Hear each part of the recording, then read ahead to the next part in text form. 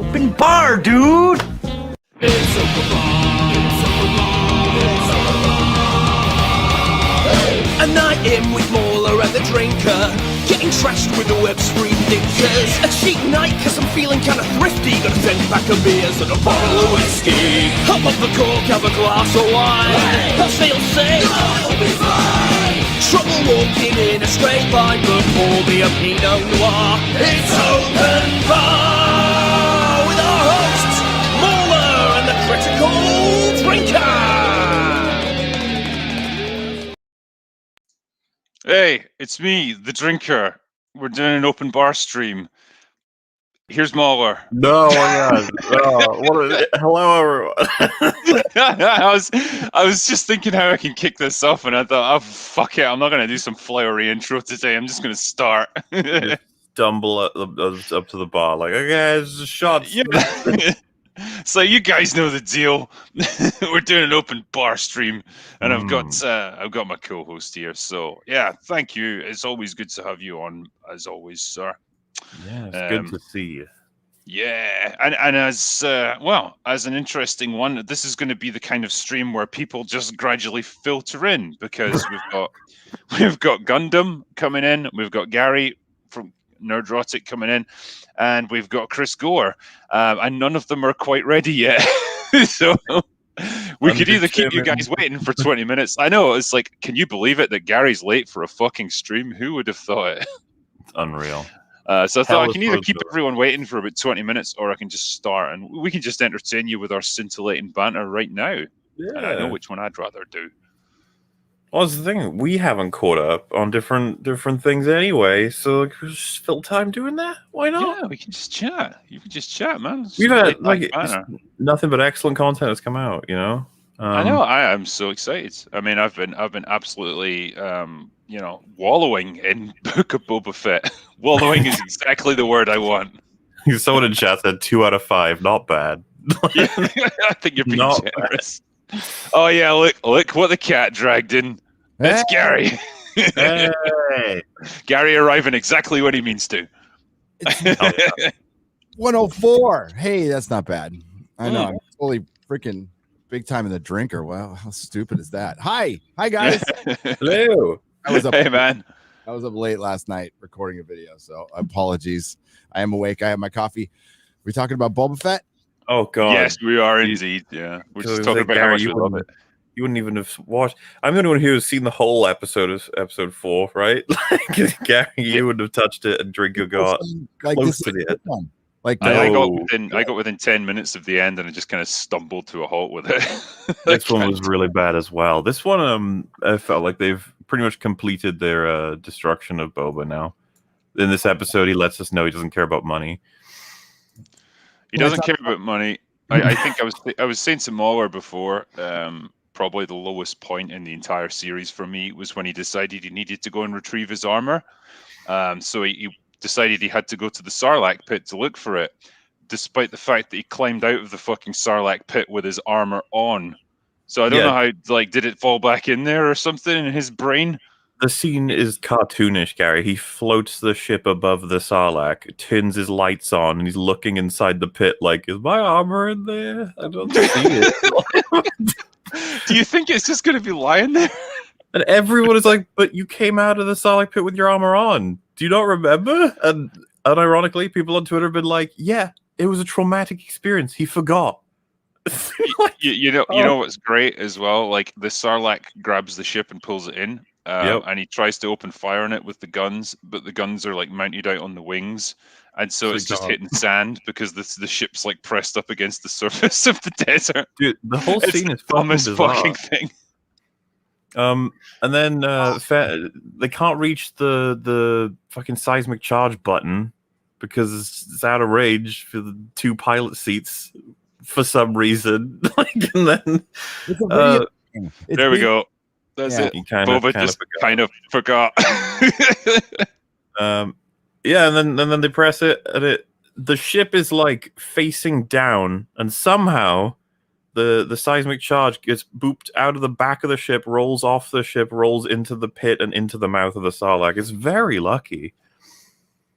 really is. It's thank God for Fennec, because Fennec is basically does like everything. Boba Fett. She's Yeah. like his brains and his muscle and everything. They defeated that Sarlacc with respect. This show should just be the Fennec show, because she does everything for him. Well, because we streamed after the episode, and some people in our chat were even like, "So how come Boba didn't hire the Sarlacc? You know, that's usually how he does it, right? Something tries to kill him, and then he's like, join me." Yeah. So stupid. Hey, Chris. Hello. Hey, good to chat with you man. all. What's happening? I can't seem to get away from this guy either. Oh my God, Gary! I was telling Kevin and Jeremy, I haven't worn pants since Friday Night Tights because I got sick that night. So I've just been in sweatpants the whole time. Maybe you all are too. I don't know. Before you explained a bit more of that, I was just like, haven't worn Sorry. pants since FNT. Yeah, it's like, Well, I shat in my only pair, and what can I do? You know. No, Gary, you know, yeah, we have to take our pants off at FNT. You know how it works. I'm in California and it's January. It's 75 degrees out. I'm wearing shorts. Yeah. yeah, there you go. Perfect. But so you're talking Boba Fett, right? Like, I Yeah. have a theory for the end. I've already told Jamal, it's terrible, but I'll tell you guys later. Go ahead. I haven't seen one episode. I've only seen videos about it, and I've seen clips and stills, and it looks like shit. I mean, it looks like shit. And there's a couple things like, when did they abandon the wipes? Do you remember how wipes were such a big part of Star Wars? You know, like to me, it was like that was one of the ways that the story and George Lucas kind of created. Like, here's the template for how you do it. Not only are there no wipes in the show, by all appearances, there's flashbacks, which was also something George Lucas never did. Yeah, I honestly, man, I mean, you're right. There aren't any wipes in this, but like that is the least of your problems when it comes to this show. Like, if I was to try and describe what happens, like episode to episode, I wouldn't believe me. It's so retarded, it just doesn't seem possible. Well, it's insane. We got 7 episodes, and the amount of filler that we've had so far is off the fucking. They had no story to tell. They just didn't. And the answer comes in when you realize that. Well, I say this. Someone came up with this idea. I don't have like information to definitively support it. But if Pedro Pascal said, "I can't do Mando season 3 when you want it, you're gonna have to wait," then they were like, "Fuck, what do we do?" It's like, fill it with Boba Fett. Just do a Boba Fett season. Can you do that? And Tamora Morrison was probably like, "Yeah, I'll do that." And then they were like, Pay "Okay, for those dentures somehow, man." And all we have access to is." And Favreau is like, I wrote Iron Man on the fly. I can do this on the fly. Oh yeah, It's from my plane from Atlanta. we've had it literally confirmed. He was giving advice while on a plane, just like, "Hey, say your lines. Fuck it. Anyway, bye." The thing is, every episode is so simplistic. Like, I don't even know what advice you can give. Like, it's almost like there's nothing to critique in this show, because nothing happens really. Like, it's just dumb shit. It's just flashy things appearing on screen from episode to episode. It's the most bizarre thing. It's like the evolution of the Mandalorian level of stupidity in writing and simplistic writing. It's like, how can we make this even dumber? Yeah, okay. Here's Boba Fett. It's a cartoon. It's a live action cartoon with no complexity, being written a flat. I could guess all this stuff. I watched the EFAP, so I'm semi caught up. And Fennec's doing everything. They don't even have a real bad guy yet, right? Like no, we've Yeah. just got the Pike Syndicate, and maybe the mayor. We don't really know, and they're not really villains. They're just like, this is our territory, and Boba's like, "Nah, it's mine." So they're character tagonists or whatever. They're just stick tagonists. They fucking sit there like cardboard doing nothing. So we have an antagonist, but we have a protagonist, but no antagonist for 4 episodes in a 7-episode series. Wow, it sounds like every Marvel Disney Plus series I've reviewed.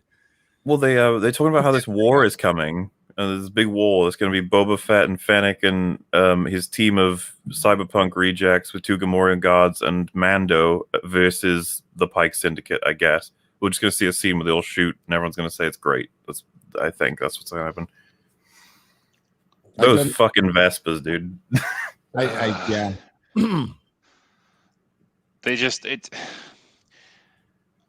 it's like there's moments where they have some of the aesthetics of Star Wars. It's so weird because you've got things like Jabba's palace and stuff, and it's recognizable. But then you've got ridiculous crap like the biker gangs and the Vespers.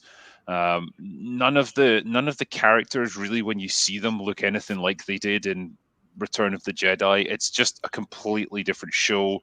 Boba Fett is a completely different character now. It's so weird what they thought they could do with this. It's so weird the strategy they've taken. Like there's not even a pretense of trying to make it feel like the same character. I don't know how to describe it even. Lazy, creatively bankrupt. Disney Star Wars. I mean, even like the Vespas thing is the thing that really turned me off when I saw that they were doing these space Vespas, and it's so cheap and uninspired and looks like a fan film. It just looks like, I mean, everything to me after George Lucas stopped doing Star Wars, it's all fan film. The sequel trilogy is a fucking fan film. That's all it is, right? And a terrible one at that. I was about to say, it's very generous of you to refer to it as a fan film, honestly. Well, that's what sucks is I've seen some really great fan films that at least I believe the fans have a better understanding than the people running things at Lucasfilm. But you could have made that Vespa thing actually cool if it was inspired by what originally inspired George Lucas, which was, Flash Gordon and Buck Rogers, right? He tried to get the rights to Flash Gordon. I mean, shit, they could have done the rocket cycle from the Sam Jones Flash Gordon, or a version of that's sort of 30s inspired, just something like, I mean, just it sucks that everything new Star Wars is just influenced by previous Star Wars. So what you've lost is the source influences. I mean, Darth Vader is Doctor Doom, let's be honest, right? Or very inspired by Doctor Doom. The original Star Wars inspired by, I mean, it's like a blender of a lot of things that came before it. And the problem is that the people doing Star Wars now, I don't feel like they have those points of reference, right? They don't have Buster Crabbe, Flash Gordon, or Buck Rogers, or even old serials to draw from. I mean, I don't know what your thoughts are on that. But there's nothing creative behind this, for sure. Yeah, there's no spark. It's like we're now working with like a derivative of a derivative of a derivative. Like that's where we've got to. Right. the clone is starting to break down. It's like the Snoke clones all over again. God damn it. Yeah. They're just wasting time. Like they're just like, Boba Fett, I don't fucking know. Make half of the goddamn 7 episodes that we even have just the history of how he even got to where he is at the beginning of it. And how interesting is that history? It's like Tusken Raiders, they capture him, he blows up a train or something, they all die, and he gets sad, he gets his ship, blows them up. All right, how much was that? It's like, that's over half a season. Oh, thank fuck, yeah, because I'm tired already. I don't even know. I love the bit where he has to sneak into Jabba's palace and steal his ship back, because not only does Fennec have like a drone thing that flies inside and scouts out the location of every enemy so they know exactly how many guys they're up against, but then he's like, there's too many because there's like 200 people in there or whatever. No shit, Boba. And so they sneak up to the main door, and just to the right of the door is like a sewer. Like a giant sewer door that's got like 3 bars across it, and it's even got light coming out of it so you can see it really clearly. And Fennec's genius plan is like, we'll sneak in quiet. And so she just like cuts the bars and in they go. Like there's no cameras, there's no security, nothing to watch that area or guard it. Like it's so dumb. She has this little device we've never seen before. She just like touches the bars and they just melt and fall over. And you're like, oh, she kills a few robots with it as well. And I don't know if you noticed this, Drigger, but she's like proud of herself for killing the robot, and then she just tosses the device. She's just like, "Well, there you go." It's like, "Oh, I guess it's a battery." Like what? Like what? It's like in Iron Man 2 when he does that laser beam thing, and it's just like, "Oh, it's a one shot. Can't do this again." This is like, that's it. Forget about it. But yeah, like there's even a stupid bit where they're in a kitchen and like a rat catching droid comes in and Boba has to chase it around the room, and it's like he's knocking over pots of soup, and like, what the fuck is this? You needed those little sound effects, like the slipping sound effects and the Scooby-Doo sound effect. He basically chases the little droid for a while, Boba Fett, and he keeps missing, and it's really fun and cute. And it's like, what the fuck are we doing? It's been I've thought that way since Mandalorian, but it sounds like it's much worse. It really is, because at least at least Mando was portrayed as like being somewhat cool, in a lot of his earlier episodes because he And at kept least his that was helmet their on, character too. and he was able to. He's able to handle himself in most situations. Boba literally can't do anything without Fennec there to back him up and kind of make most of his smart decisions for him. Like, whenever he's confronted with a problem, his standard response is to sit and wait and do nothing. And it's like Fennec who has to say, like, no, you should really kill these people because they're a threat, or you should find this way to sneak in, or you should, take some smart, decisive action. He does nothing by himself. It's such a weird character that they've created now. Yeah, I agree. And it's really lame. And then, like, he just keeps doing stupid things, and it's really hard to have any investment in this guy. Well, and there's the thing that because there's so much new Boba content now, you kind of just get to the point where you're like, yeah, I don't care about Boba Fett as a person anymore. He used to be pretty cool, but I mean, whoever this fucker is, like, when he turns up in the fucking equivalent of a Portal scene in some later TV show where they collect all our big characters together, I'm just gonna be like, oh no, here he is. It's like they got a thing against masculinity. It really is. I mean, like showing Boba Fett just killing people, that'd be too badass. It's like that's they don't want to portray toxic masculinity in any way, so maybe it's just masculinity to them, which is I've been saying all along. And this sounds very similar to everything I've seen in every Disney Plus show this year. I don't think they know how to make television. They don't have showrunners. They have writers, but they don't have showrunners, which might be part of the problem. And then there's also, the message, their adherence to the message. Things are turning around any second at Star Wars, guys. It's going to happen. It's like this far away. This far away. It's so sanitized as well. Chrysanthemum rips a guy's arm off, and it's like it reminds me of the Lego games in terms of like the violence. Just the zero blood, and the guy falls to the ground and goes, "Oh." It's like in Age of Ultron when Claw gets his arm ripped off by Ultron. Yeah, and there's no blood there, and he doesn't even scream or anything. He just looks mildly surprised. It's an awkward scene, that is. And at least you could say that Ultron cut it off with like a hot. It was like he could have cauterized, something like that. But with this, he just tears it off. There's that, like, they show an audience go, oh. That's screaming. That's screaming until you die like a girl. Yeah, you compare it to episode 4, and you're like, oh man, nah. It's just I don't know what the point of this show is. Like you say, Mo, it really feels like, we just had to fill some time. Fuck it, trot out a Boba Fett show. We've got a sound stage with lots of sand on it. Just use that. That'll do. And I guarantee you, I'd be fucking surprised if we see Pedro Pascal on the show. I'm assuming it's going to be Mando played by someone else, and he recorded a few lines for him late in production. Totally agree. What were you saying was your theory as well, Gary? But that's dumb. But the way Disney Star Wars is going, Mando's going to come back at the end. He's going to come back. He's going to swing in and save Boba Fett at the end, flying the Millennium Falcon. So he gets it from Lando Calrissian after Lando had a lot of after he blew up the Death Star. He was reunited with L337. No, so he had a hot long night with the Millennium Falcon. And then when he passed out, somebody came and took it, and it eventually ended up in the hands of the Mandalorians. And Mando's going to come down in the Millennium Falcon to save everybody on Tatooine at the end with Baby Yoda and his dark saber. And do you reckon Han Solo's going to show up? Yeah, what was that? Do you reckon Han Solo will show up? Sure, he'll be like, "Give me back my Falcon," and then it'll leave.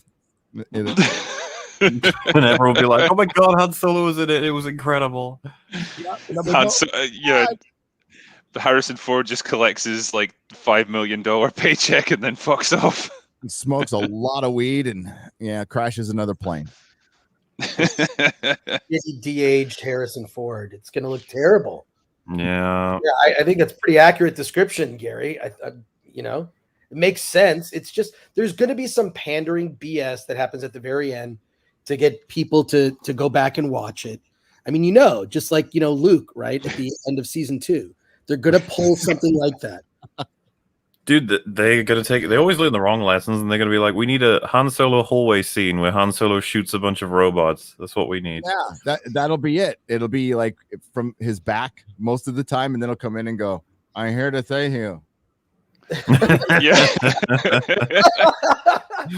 I mean, you know what else is gonna happen? Like at the end, Fennec's gonna go, like they're gonna part ways, and like that's gonna set up a Fennec spin-off series.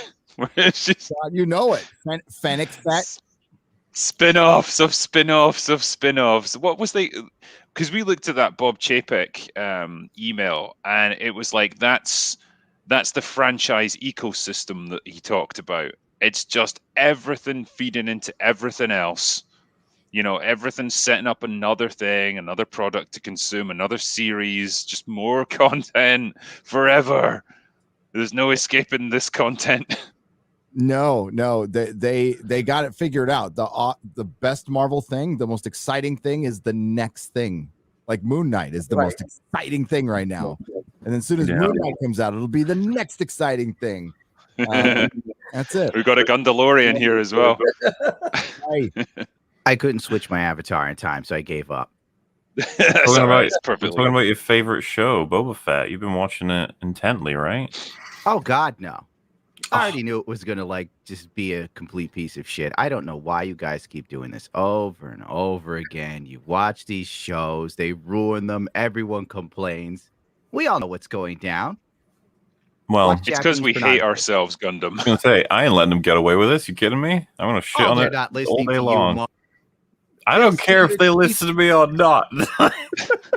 I would poop on them anyway. Muller's like, Boba Fett's going to get back the armor he had on in the credits. I'm like, wow, that's a pretty interesting twist. I have never given a fuck. I'll just see what they decide to do, which turns out is Boba Fett needs to learn how mercenaries work, and luckily Fennec is there to teach him. Oh, and he doesn't care about money, you said, which I thought was very interesting. Oh yeah, he's Fennec was talking to him about what exactly he wants, and he was like, I don't want money. It's just like, oh. So someone pointed out in chat as well, like Boba Fett is now apparently a crime lord who doesn't actually do any crime. he's the nicest Disney crime lord you've ever seen. Well, it is a Disney pathetic. show. Yeah, it's what was it he said? Like Jabba ruled through fear, I'm gonna rule through respect. It's like, how is anyone gonna respect you when you can't fucking do anything? Yeah. And you don't respond to threats to your authority? That's not going to generate respect, my friend. Well, people pointed out, right? He had a guy come to him who gives tribute and said, like, I will even give you more money if you can help me because someone's stealing my stuff. And so Boba Fett's like, all right, quest accepted. And he goes over there, and the people are like, he's charging a lot for the water. And he's like, wow, you shouldn't be charging so much. And you guys, you can work for me now. It's like, the fuck? Yeah. They were stealing from him. Okay. It's this world. Yeah, it's this world of Boba Fett, right? Where literally, if you hire someone, no matter how untrustworthy they are, they instantly become like super loyal to you, and you can trust them with your life. Like, how gullible do you have to be as a character, especially someone like him, who's dealt with probably the scum of the galaxy throughout his life? Like, yeah, See, they should have they'll be modeled fine. Boba Fett man. after Pokimane. So Yeah, she is a crime lord. Crimes against dignity. he's been talking as well in these episodes about how much he hates his bosses and the people who've given him these contracts and stuff. And he tells like Chrysanthemum, trust me, don't work for the scum holes or whatever the fuck he calls them. And we were just thinking about like how it wasn't Vader's fault or Jabba's fault that you closed the distance with Luke and then you got your jetpack just damaged and fell into the Sarlacc. Like, how are you blaming them for that? What exactly did they do wrong? They paid you. I think the best line ever as well is when he says, "We're smarter than them." Ugh. And I just couldn't help but think, no, you're not, sir. No, you're not. God, Vader, you'd be lucky to be employed by Vader. Like, the idea that he's like, I don't want to work for that scumbag. It's like, shut up, Boba. You'd be lucky to be employed by Vader, fuck up and live, honestly. It's really, really annoying. And he's like, from now on, we'll work for ourselves. It's like, oh, shut up. I can't wait to not with Disney Star Wars Vader. I can't wait till he comes back and him and Kenobi just have a talk. That's probably gonna happen. God, that's gonna suck, man. They're gonna cry. They're gonna hug. The lightsaber duel will be very bad. It'll be short. It'll be a lot of dialogue and flashbacks. Yeah. But there'll be 6 episodes. The battle will be like 5 minutes, and it'll be surrounded by 25-minute episodes of walking around in the desert of Tatooine again. Yeah, I'm gonna bet as well that a strong female character is going to intervene to stop them fighting each other and be like, boys and your toys, you have to stop fighting. Oh my god! Teenage Leia. Teenage Leia will be like, Dad, please. Yeah, she'll like shoot them both with like force lightning or something. She'll be just as powerful as she was with Mary Poppins, and just as intelligent. We'll also find out that Leia was a scientist and could build a ship by herself. Ought to be great. Yeah, definitely. A woman will save Obi-Wan from Vader. That's what'll happen. We're taking the piss here, but this is absolutely going to happen. I guarantee it. This actually sounds like the Disney boardroom. They're taking notes. What if a strong woman comes in and saves Obi-Wan at the last minute? And then another board member is like, wait, what if Darth Vader is a woman? Oh, we can. And they're all like, What if Darth Vader identified as a woman, and that's why he was so angry this whole time, because he couldn't be his true self? Well, Could you imagine if turn off on Mustafa? Was it again? I'm Mustafa. Where the fuck did his penis burn off? But his penis did burn off, so he could technically be non-binary or transitioning. These are great notes here. Transhuman. Yeah, He's you got could just robot imagine. arms. You can imagine a shot of him from behind when he takes the helmet off, and there's just like this like shock of purple hair just coming down the back. No. It's like, no. Yeah, that's why he's angry. But That's supposed Palpatine to is be a He's like, that's supposed to be a one and done season as well, right? I'm assuming the same for Book of Boba Fett. Like these projects that are just built to be like, will this work? Let's see. What numbers do we get? Like there's nothing creative in them. It's so sad. no, there hasn't been since the start.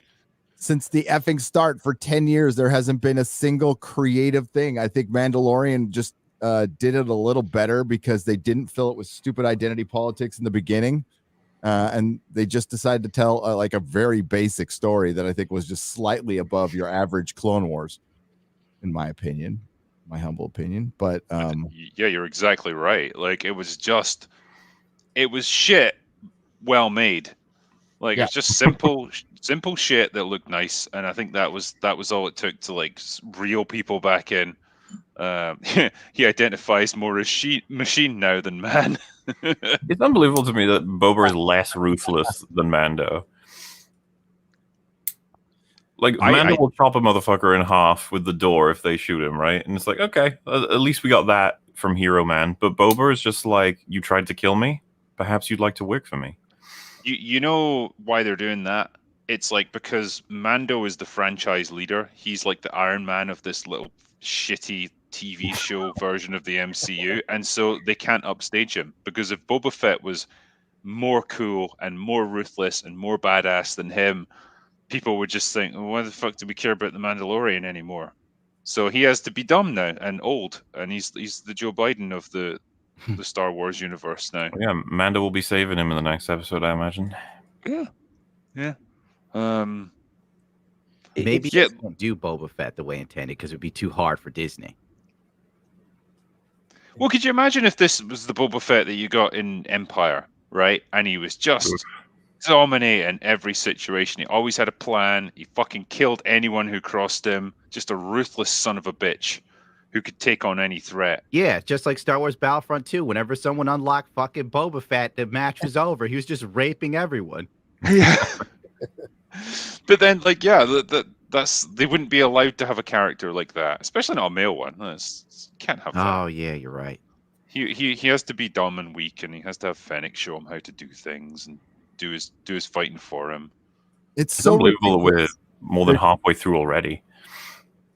Dude, it's so ridiculous that like this is the pattern for every one of their shows. Like even it doesn't matter. The show could be all the Marvel shows had different premises, but it like ended up being the same model, right? The same general formula.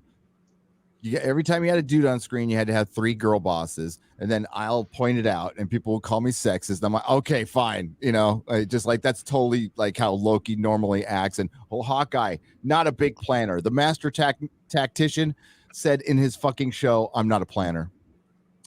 Fucking Hawkeye from Shield.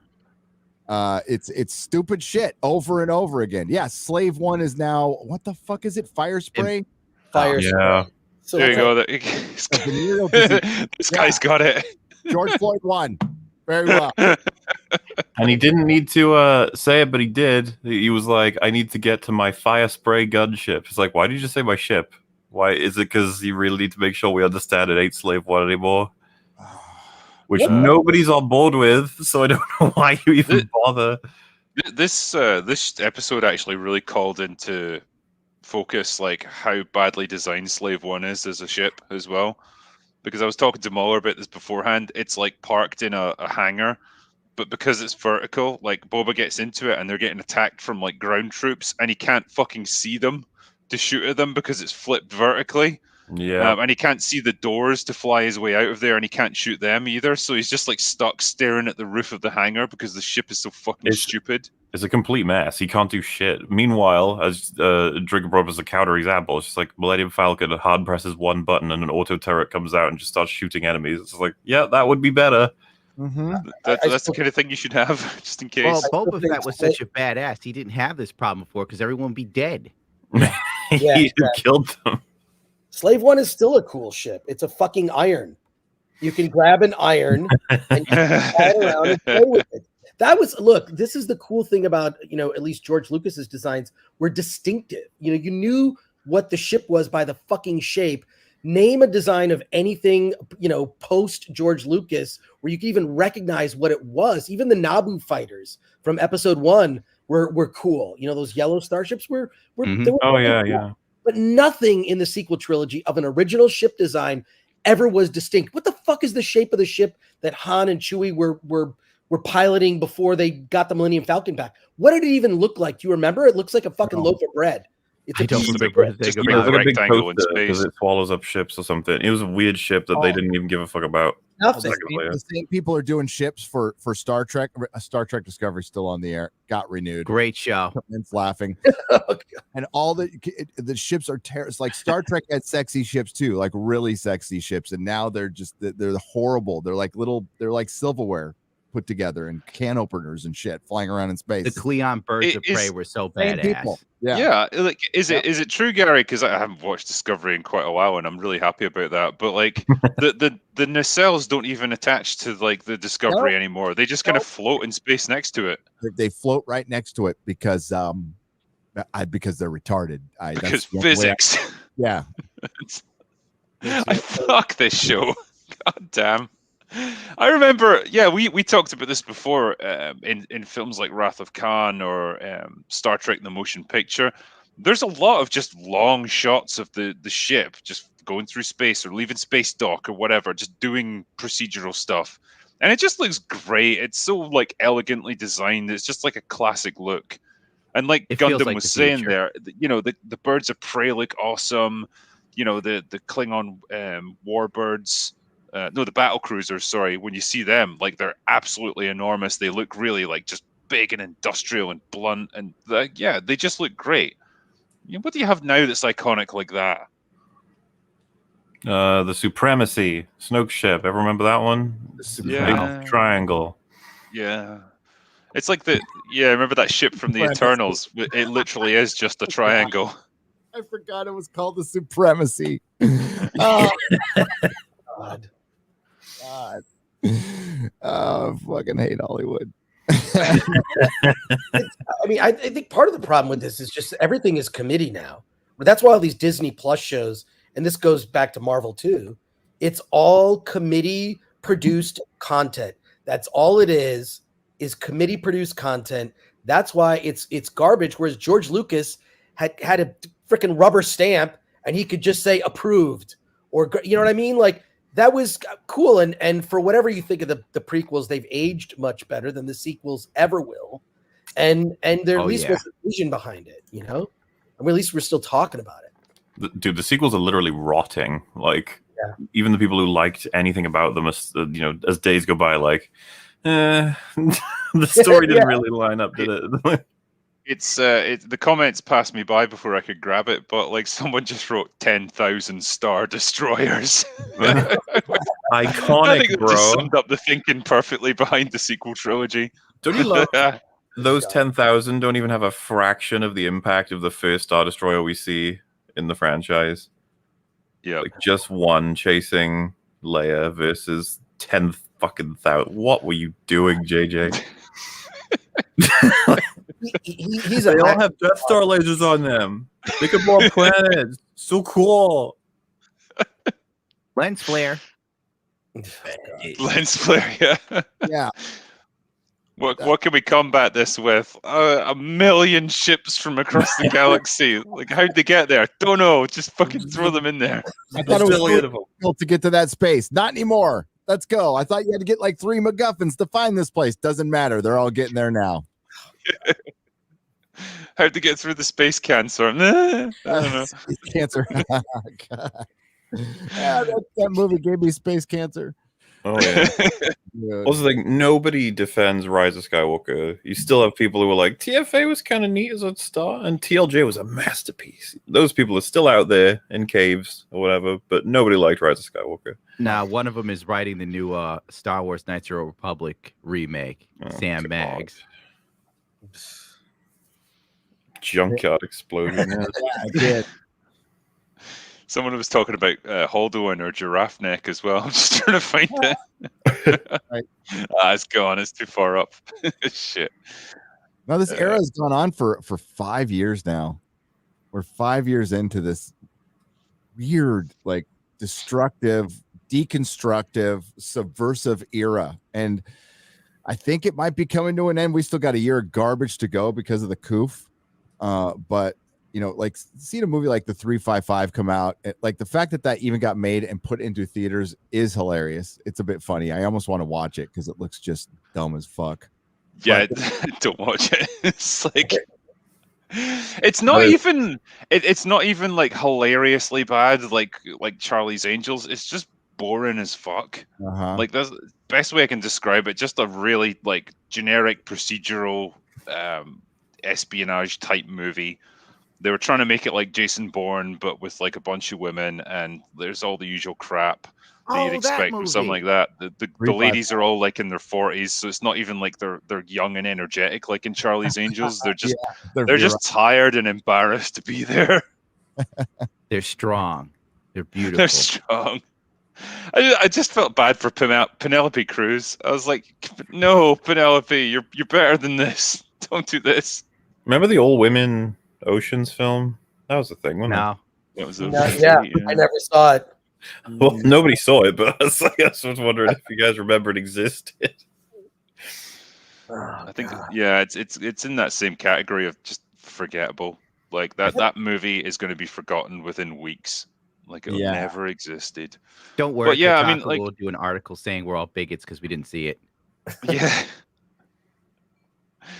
There was those duality of man tweets I love where it's like Polygon or whatever saying, men need to Charlie's Angels wasn't made for men, and then like 2 weeks later, why did no men go to see this movie? By the same writer as well.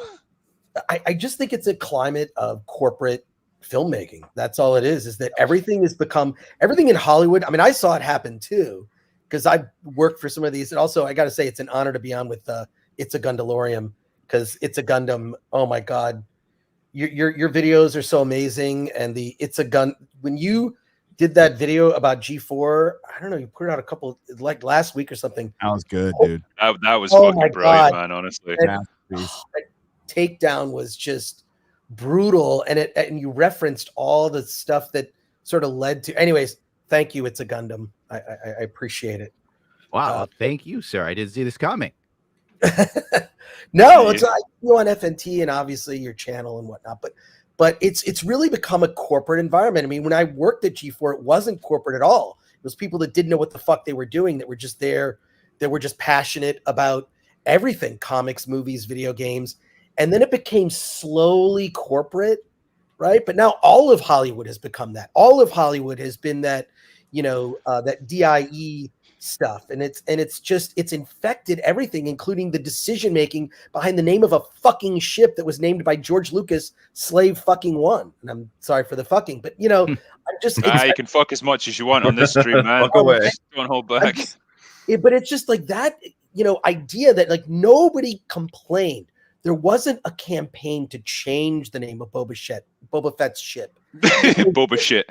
Boba shit. It was them just sort of preemptively changing it, and that has just led to a bankruptcy of creativity across everything, where everything is just content. I mean, Boba Fett is just to fill his schedule because we need something here, right? And same thing with all the Disney Plus Star Wars stuff that's coming. Nothing is going to be decent. And everything's going to be a derivative of something we've already seen that is going to be incredibly disappointing. And anything original is going to be something like, look, you got a preview of it, and it's those High Republic books.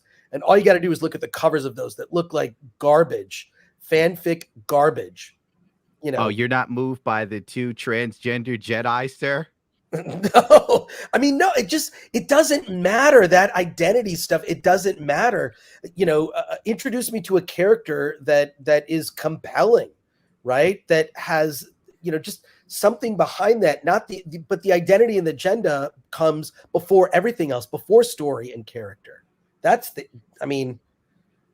is the same conversation we've always been having, but I see it. It just sucks.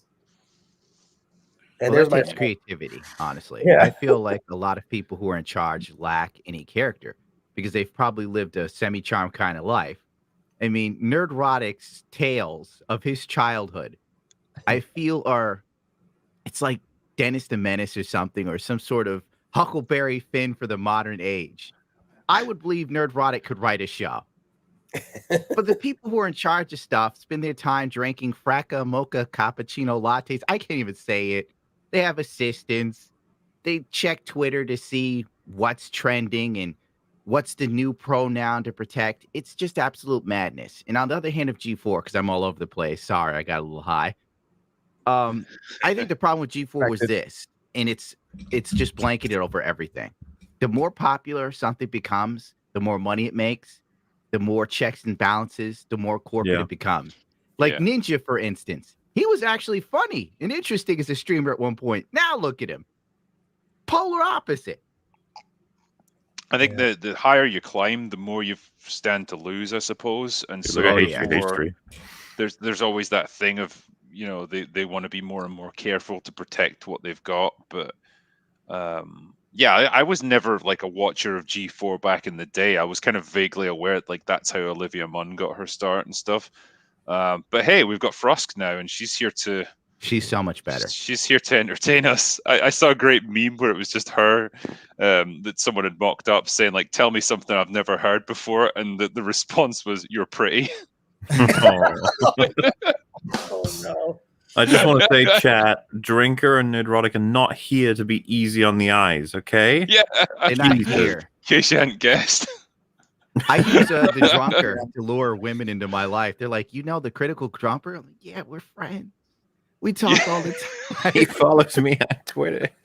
See? He's following me, Stacy. I had to beg Gundam to come on this stream tonight. He's like, I got more things to do than this. God bless you, sir. What would make any YouTuber or Twitch streamer want to go and work for a TV network where you're basically creatively muzzled, where there's everything's pre-produced, rehearsed, there's teleprompter stuff. I mean, obviously there's places to maybe be yourself for a glimpse, but like Gary, you've even said there's no amount of money that would make you work for some big company doing what you already do, where you have complete freedom. But what would be the price? I look at that guy. And I don't know a lot of the new people from G4 at all. I don't know what they did. Like, I'm talking, like people like what's the completionist? Everyone seems to like him. Gerard, like, yeah, like it's fine. Like, so they had these good gigs going. They got their own thing. They're probably doing decent, but then they're like, hey, come work for G4. I mean, one thing I know is we never wear G4 t-shirts on G4, but they're all wearing G4 t-shirts on G4, which just seems weird to me. It's sort of like, I don't know. It's the faux pas of wearing the t-shirt. I mean, surely like seeing yourself on there is something that they have, like, like the idea of like, I started just talking about games and I watched a whole bunch of people talking about them. I can finally be the one who tells other people. I can be on the screen in the same way like actors, maybe if they started on, didn't like a lot of big musicians start on YouTube as well. And it's like, it's the dream to become professional, to go into the big leagues, to be on TV. Like, I have a feeling that probably plays into it, but I think you're completely right. If Gerard was a friend of any of ours and he was like, I want to go work with G4, we'd probably be like, you don't need to. I don't think Gerard would fuck with any of us. No, of course not. He's probably way too clean to be anywhere near any of us. We're too edgy. But yeah, I think that's gotta play into it. Where you're like, I can't wait to be professional. I can't wait to get out of the TV show. I think my mother will respect me more. Yeah, like being a YouTuber. But it's not for the money, right? Yeah, this is the thing, right? You tell your parents you're a YouTuber, and they're just like, I don't get it. Like, you make little videos on the internet, huh? That's good. That's nice. But hey, if you say you're a presenter on a professional gaming fucking journalism thing, like, there you go. It's a bit more prestigious. But, I still kind of remember like going back to like when I was growing up in the 90s and the 2000s, like what gaming journalism used to be like. It used to be funny. It used to be edgy, and like they didn't care about offending people, and like they were prepared to make jokes, and they just talked about the games. It was so fucking refreshing. Now it's like become a ridiculous parody of itself. You're telling me when Kotaku did the review of PlayStation 5 and it switched gears to the riots and the election and Trump, you weren't moved and touched? That guy was legit like jerking off. Like when that got published, it's like, yeah, I scored some fucking points there. Oh yeah, I'm gonna be on the Wall Street Journal. Yeah, it's fucking tragic, man. Drinker, I mean, I have no idea how old you are, but the thing is really old. Well, I doubt that. But the best games journalism was always from the British games magazines. I used to go to the newsstand. There was those British game magazines were fucking, they went off on shit. It was it was great. You were getting a game review, but at the same time, they'd be talking shit. It was so great. And there was a magazine. Do you remember Next Generation magazine? Vaguely, I think, yeah. Yeah. That magazine was it approached games like it was art, and it was so fucking incredible. Like, God, I just want to see if there's issues of it online, but the best games journalism, seriously, they were in the Brit games magazines, because they didn't give a fuck. They weren't compromised by advertising. They didn't care, and it was awesome, right? And to me, like, YouTube is kind of the same thing, right? Like, no one cares, right? Like, I paid for the game. I have a right to have an opinion about it. And it's not compromised by sponsorship or promotion or advertising or any of that. So absolutely. There was a magazine called PlayStation Plus back in the 90s that was like 50% games journalism and like 50% porn. Like, it was fucking amazing. Ironically, I just every other page had a topless woman in it. I fucking loved it. I just miss the times where the industry was newer, I guess, for gaming, so it was freer. It's gone the same way as basically everything else. Like I said, the more something become mainstream, the more it's like this. Yeah, more to lose, so they got to be careful. It just becomes sterilized. I'm telling you, it's the normals, the normies. They get in on stuff, and then they're like, whoa, this is a little too much. Breasts. You're saying we have to kill the normies? I'm not saying it's my final solution. it's just the first part of it, really. It's Gundam's final solution to the normie question. I miss YouTube. It used to be so fun. I was capable of like photoshopping myself on the cover of Mein Kampf, and everybody knew it was a joke when I touched about Twitch dots. You can't do that now. Nope. Dude, people will be happy if you did that, because they'll be like, we can get rid of him now. We've got him. He's a Nazi. And you're right about, like, it applying to basically everything as well. Because there's still loads of people who adore like this new shit that's coming out, including like Boba Fett and stuff. They're like, oh, it's excellent. Yeah, and it's just like, you fuckers, we're gonna end up with loads more of this now. Like, god damn. Because you know that they would if everybody said Boba Fett sucks, we ain't watching it. They'd be like, okay, we need to redo this because it ain't working. Nobody's watching it. I probably shouldn't say this because it's gonna bite me in the ass later. But the Gundam fandom is starting to be taken over by these people. I'm just trying to build little robots. I'm seeing people tweet things like, if you're not here to help us upset the capitalist government. I'm like, what the fuck does this have to do with Amuro Ray? They're taking over and it hurts. I'm sorry. This because it's taken over things like Warhammer, isn't it? Yeah. Like people are coming into that and they're like, well, the Imperium of Man in the future is really toxic and masculine, and it's not very diverse and inclusive. We need to work on that. We need to have like female space marines and all the rest of it. And they kind of missed the point that it's meant to be basically like a fascist society in the future because it's constant warfare, and that's what it's devolved into. But it's just like it's too hard for them to comprehend. Like it needs to be softer and it needs to be more accepting. Do you remember that movement that was about goblins being portrayed as black people or some shit? Mm-hmm. Jews on that. Yeah, I still don't understand how that came. Yeah, because it was like goblins in Harry Potter were meant to be Jews, and orcs from Lord of the Rings were meant to be black people. Yeah, that's the connection they make, and then we're all just like, wait, what? Exactly. You literally didn't get any of it. It's like it's a goblin. Where did you get Jews? And then you turn the visor back on them. You're like, why did you say that? Yeah, that's the same people who says stuff about orcs. It's like, I never saw that. How are you seeing that, sir or ma'am? No, like it's so obvious. You're not seeing it. You're like, no. But it's okay because we've got Lord of the Rings, the Rings of Power coming out. Oh, so fuck! That's gonna fix everything, right? Can we talk about that teaser that they released that everyone thought was shitty CGI, but it turns out it wasn't? But it still looked like CGI in the end. I was going to say, all I can imagine is they fucked with it in post. Like they must have, because it doesn't look real. It was the frame rate. It had to be the frame rate. They should have done like, 24 frames per second, probably. Instead of, they probably did 60 or something. What, really? Yeah, that's my only guess. It made it look okay, that 48 whatever the fuck frame rate they used in The Hobbit, that's what made it look shitty. So when you had, because in Goblin Town, yeah, everything like those were miniatures too. Those weren't all CGI. Some of the characters were CGI, but some of the shit was miniatures, and it looked miniature because it was too clear. And our eyes are trained. I'm just guessing, by the way, to 24. It makes sense. 24 is the cinematic sort of standard through an anamorphic lens. When you said Goblin Town, I thought you were just about Hollywood. I was like, uh-oh, he just made the Jew connection again. Not again, more. That's the other people doing that. It ain't me. Oh, Mahler. No, it's that's what it looked like. Come on, tell me it didn't look like that, especially towards when it gets to the graphics at the end. Right, it looks like Shadow. What the fuck is it? Raid Shadow Legends or whatever the fuck. The greatest game ever made, and the sponsor of this stream. Yeah, it didn't leave me alone. Has anyone tried Raid Shadow Legends? It's fantastic. It really didn't make sense to me. I didn't even believe when they were like this. It was done physically. I was like, oh, is this that situation? Do you remember the Thing remake? Or it wasn't really me, whatever it was in 2012, whatever the fuck.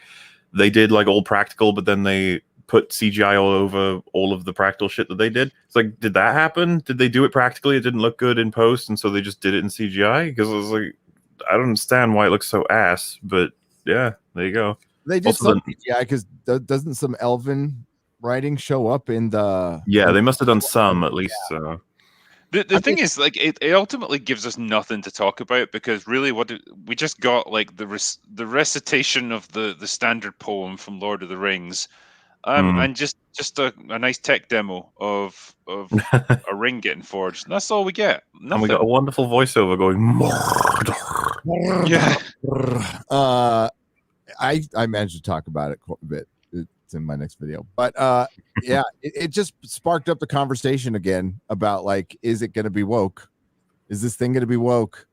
We know you it's already not know gonna the be answer to accurate. this. I was gonna say, I don't know, it was that episode's easy. Probably yes. Very, very yes. Well, with Lenny Henry coming out and saying there's going to be black. Okay, here's what he said. Not only black hobbits, he said it's going to be indigenous hobbits to the Shire, although they weren't indigenous to the Shire. They're not a race, but they're multicultural, even though they're all from the same place by the freaking Misty Mountains. They don't really know where they came from. So we're going to have Maori, black, Asian hobbits, which I'm guessing we're going to have all those for elves too, although that was a specific description from Tolkien. They're fair. I noticed Wikipedia leaves that part out, but if you go back and look at Tolkien described what elves look like.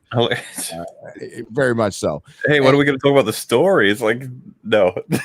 I'm busy. What story? Story? I'm going to spoil my video. The story of a fully armored Galadriel and her all-female Númenórean army taking on the all-female hordes of goblins and orcs, fighting Sauron's female lieutenant, who was much smarter and much stronger. Than him. While he Is there a cowered female Balrog? in Mordor. This is like when you were describing the hobbits there being multicultural, it just kind of brings to mind The Witcher and how ridiculous that looked. And I know that there's like certain explanations within the lore of it that kind of try to justify it, but like I don't think it was particularly mentioned in the books. But it just looks, when it's represented on screen, it just looks stupid to see that kind of many, it's like a world where bigotry against elves exists, but like bigotry between races of humans is completely unheard of. Yeah. And it doesn't gel. It doesn't make sense. And I know the maker of the show has tried to like engage with people on Twitter. Like she's certainly cozied up to the quartering. But I don't know, man. It just seems really fake to me. It is fake, and I'll throw it in your I'll throw it in the private chat. But all right. But somebody reached out to me. But like with The Witcher, you're right. It takes you right out of it. It's supposed to be Northern European lore with Tolkien. It's what they're playing with. It. I go over a video in a video, but Tom Shippey, when he was still involved, said specifically that Amazon cannot go against anything Tolkien wrote, but they can interpret things he wasn't very specific on or didn't explain. We all know what he meant. But they're gonna favorably interpret it to be LGBTQ plus representation and multiracial, multicultural hobbits, where you could with men. He thought of other races of men, and that's the thing is that I pull out is like he thought of all this shit. He thought of the fucking cycles of the moon, the tides, the geography, and the lineage of all kinds of 750 named characters. By the way, that we know of, there might be more. It's ridiculous. It's fucking ridiculous. They're making up characters. It's going to be a giant shit show. They have to cover thousands of years, and in their little synopsis, they're like, "Oh, we're going to cover the forging of the rings, and Isildur might be in it later." Well, that's 1,500 years apart. But Galadriel will be in all of it. She'll be in, which, by the way, she wasn't. She wasn't in any of the major events. She was They're around. contradict the shit out of everything. She will be now, yeah. Like you can guarantee, like, and of course the rings that are given to men, like the men will all be portrayed as toxically masculine, bloody hell. so that they can, they can get their comeuppance for being so arrogant. The ones that are given to the elves, they'll all go to like wise women who know exactly how to use them and stuff. Like, yeah, standard. Did you see the meme put up by the quartering?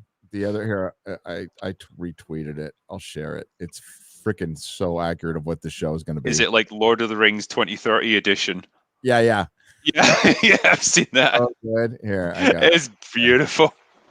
I love. They've even here we go. They've even worked in the 90% critic rating and 40% audience rating.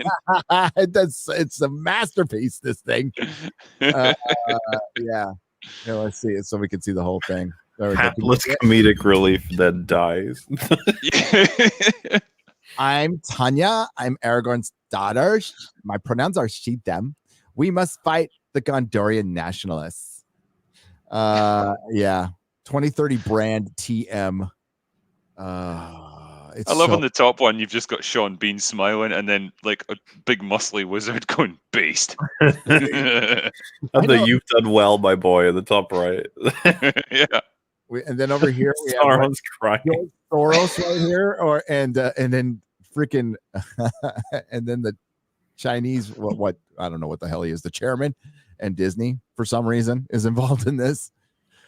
Oh, and that, okay, so that whole thing that they made yesterday was gaudy. It was like basically Bezos wanted to have his own little fucking trophy, and that's what Lord of the Rings is to him. And he doesn't give a shit what happens after it. So this makes it easy for the creatives who now so many people in Hollywood, Chris Gore, but not you, in Hollywood now fancy themselves as creatives / activists because we do things to the world and stuff because, you know, we have platforms. We're very important white liberal people with platforms. And we need to teach all the marginalized people, you know, the people that we talk down to and treat like fucking children. We need to save them all. Put them back. Yeah, there's marginalized people everywhere. Tuscan Raiders, for example, gotta save them. Hey, that young lady, I think, made the best description of Boba Fett. It was about the shifting of George Lucas's power structures in Star Wars. That's what Disney is rectifying. It's been, I'm assuming you guys saw it. It's been pretty fucking hilarious to watch all the accounts who are like, we're finally giving the Tuscan Raiders culture, history, and we're showing that there are people. And then episode 3 happened. They were all like raging at the creators. They were like, "You killed them! You killed them!" It's like, yeah, they got wiped out. Too bad. That's the mentality at Disney. It's like you're useful as long as you make us money, and then you've served your purpose. Now you can die, and we'll just move on to the next thing. Don't worry, there's plenty more Tuscan Raiders enslaving people across Tatooine. You'll be fine. Yeah. And by the way, Gary, I'm in Pasadena, not Hollywood. Fuck Hollywood. It's a shit pretty show. nice. No, Pasadena is like the Midwest. It just reminds me of just like normal blue collar working people, dive bars, restaurants. Dude, it's got the best neighborhoods though. Like these like really filled in, lived in neighborhoods that are really nice, and it looks like Maple Street. Every street looks like Maple Street. Yeah, it's boring Midwest, which is what I like. But no, it's a weird prevailing attitude like that. People in Hollywood they really care about perception, right? It's all bullshit. It's all, and that's all it is. It's all smoke and mirrors bullshit. If they actually cared about any of those issues, they would get into politics, start some organization, not make fucking movies. Movies are made to make money and entertain audiences. And somehow that has been lost completely. I mean, it's one thing like George Lucas was very philanthropic, but he never like wove that into the storytelling necessarily. It was he had what was it called, Lucas Learning, right, where he created software to teach kids. Like, he's actually very philanthropic, but they were two separate things, right? Two completely separate things.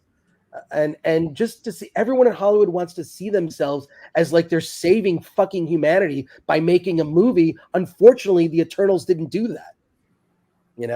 No, it did. It saved lives, Chris. Especially Don't you gay understand? lives. That's true. It saved lives. There was an article I read recently, and it's been sent to me multiple times about Hollywood's new rules. And it was it's really long, but it's really detailed, and it's very interesting, talking about basically the problems that they have now, and like how every studio is now replacing the writers and the creative talents behind TV shows and movies with people who have just been hired because they tick certain boxes, and the old guard have just been forced out because they can't get jobs anymore. But the people that they bring in are just activists, and that they've got their tick boxes to complete in order to get a script approved. It's got to include demographic X, Y, and Z, and that's how everything is produced now in Hollywood. It has to tick every box in order to even stand a chance of success. This is how movies and art is made now, not through creativity, but through diversity. And that is disastrous for the culture that we're producing now. That It's is been what going really we are well. What do getting. you mean? And it's great for the activists because they either change the thing they wanted to change or they destroy it. Either way, win-win. They destroy something from Western civilization. They can walk away, taking away something else traditional, another statue, another symbol pulled down. Yeah, they can bathe in fanboy tears, can't they? Yep. And that most of all is like the epitome of what these people are. They just love to see people pissed off. They love to destroy. They love to take things away from people that they used to enjoy. Oh, it's Nietzsche's Just- ressentiment, as he would put it. The miserable people that can't accomplish or create things on their own, so they take pleasure in destroying something of someone else's. Yeah, They can And try, sh- by the way, but Lord of the Rings is only going to get like people will only talk about how much better Peter Jackson's version was and how much better the original books are as a result of this show. Like, I agree. I think the well, for one, I didn't ask this in my video, and I could still add it in. Like, where does this sit? Because it reminds me a bit of Watchmen, which was a sequel to the comic, not the movie, which most people didn't understand. So is this a prequel to the books or the Peter Jackson films? Because that's a huge distinction. That's a huge difference. Because if you're making a prequel to something people haven't seen, it generally doesn't go very well. Because yes, 150 million people have read the book, but most people haven't. The vast majority of people have not read the book because the vast majority of people are not big readers. So even though it's like the second best-selling book of all time, and you should read it, it's very good. So we'll find out. We haven't gotten that answer, but we also haven't gotten an answer of what it's about, other than it takes place thousands of years before The Hobbit and Lord of the Rings. We have seen one production photo, which is the first age, because we see, well, it could be it's the trees. So it's after the lamps. So Middle Earth, sorry, spoilers, was originally flat and lit by lamps. You guys know this. And then it was lit by trees. Then there was a cataclysm and they made it round, and they got rid of they made one land, they removed it from the map, and they gave it a sun and a moon. And that's right around the time, I guess, where the series is going to start. So we're going to skip all kinds of stuff. So the one production still might not even be from what the show's about. So we haven't seen anything else. Why? Doesn't it remind you of the Eternals just a little bit? Remember the Eternals? yeah. Didn't come out with any production stills. Didn't come out with any trailers for the last possible minute. And sensing the same thing. This could wind up being the most expensive mistake that Amazon ever makes. I mean, I would love to go into it with an open mind, but I just cannot see how this is going to turn out good. I could see them, like, you could say that in the boardroom, they'd be like, but Drinker, we've got to try. We got to try and make money from Lord of the Rings. It's an IP we can use. We got to try. We also have to continue the message to let people know that they can be better. Right. The message. Chris, I you've hope got Falcon is in this show. You've got some experience in this town. So, like, of course, people know when they have a shit product. And because of deadlines and because of release dates, you can't delay it to make it better. Sometimes you can, but most times you can't. So what's the mentality when they just absolutely know this is shit and we got to go out there and make it sound like it's good? Well, the mentality when something's successful is the most peripheral people want to attach themselves to it. If something is successful, that's why there's a million producers on projects now. I mean, I have a friend of mine, they're a married couple, and they're a white married couple. And they, yeah, exactly. So they're co-screenwriters. They write screenplays together. They wrote a screenplay for a horror film, and they just said to them straight up, like, look, we want to push female filmmakers, so we can give her sole screenwriting credit, and you can get an executive producer credit. That's the way of things now. And this is like an indie movie, right? Like, not even a big film, like. But what I see too is when something is not successful, people try to distance themselves. They're like, well, I was not really involved in this. It's like, it's like, you know, they're jumping off the sinking ship, right? They just don't want to take, there's no accountability, right? That's why people like fail upwards, right? Like it's sort of sickening to watch, but I just saw like things like, I mean, I first got into like, I mean, God, just having been around since the 90s, I saw it happen like in real time, where things started to get corporate, really corporate, like in probably the 2005 started, like corporate sort of leaking in, but not so bad. Then it was like 2010. It's like, oh, corporate, you're having like, this is like freelance gigs I would do, but I'd still have to go to the sexual harassment training seminar, right? Yep. I had to do that too. I was doing third-party gigs for Disney and WB, and I had to take their fucking HR training. And it was funny because when I worked at G4, they did their sexual harassment thing. They showed that video of Tom Brady when he was on SNL, and they sort of were showing the difference. It was just sort of this, one of the schlumpy actors from the show is like, hey, do you want to go out on a date? And the woman would say, no, get away from me. And then Tom Brady would come up just wearing tidy whities and say, do you want to go on a date? And the woman would say, yes. I mean, it's when SNL was funny. Yes. Which was a long ago. Long ago. Like, but no, it's really just corporate. Everything's just become too fucking corporate, right? Like, and now it's like, it used to be like, yeah, the environment's corporate, but you can still, when it comes to the work, the actual film, TV show, whatever, that's untainted by a corporate environment. Now the corporate environment is actually tainting the films and television itself, to the point where late night television is unwatchable. There is nothing funny. It's all agenda. It's all propaganda. It's, get the jab. It's not funny. It's freaking Stephen Colbert talking about, the filibuster. Who fucking cares? Be funny. Oh my God. He said we should get rid of the Senate. What a fucking, the guy's dumb. He should stop. I would use Stephen Colbert to torture terrorists. Get rid of the Senate. Our democracy is in trouble. Now wants to get rid of the entire Senate. He's an idiot. The big problem. Okay, for example, Lord of the Rings. We talked about this on our Fellowship live stream. Go check it out. It's awesome. After you watch this live stream, do it. There was a 20th anniversary for Fellowship of the Ring. There is a phenomenon around this film. How did Amazon not take advantage of it? Put fucking Fellowship in the theaters, put a trailer for your show in the theaters, and make it a huge event and a rollout. By the way, premiering the episode on the day of Tolkien's death. God, are they fucking kidding me? September 6th. Man. There's got to be some symbolism at play there. I was going to say, that sounds deliberate. Like, why? That makes sense. They're going to have a live stream where they also burn his tombstone. So I'm going to tune into that. Get all over it. Like, they project the movie onto his grave. Maybe somebody needs to go protect his grave. And then they piss on it to put it out.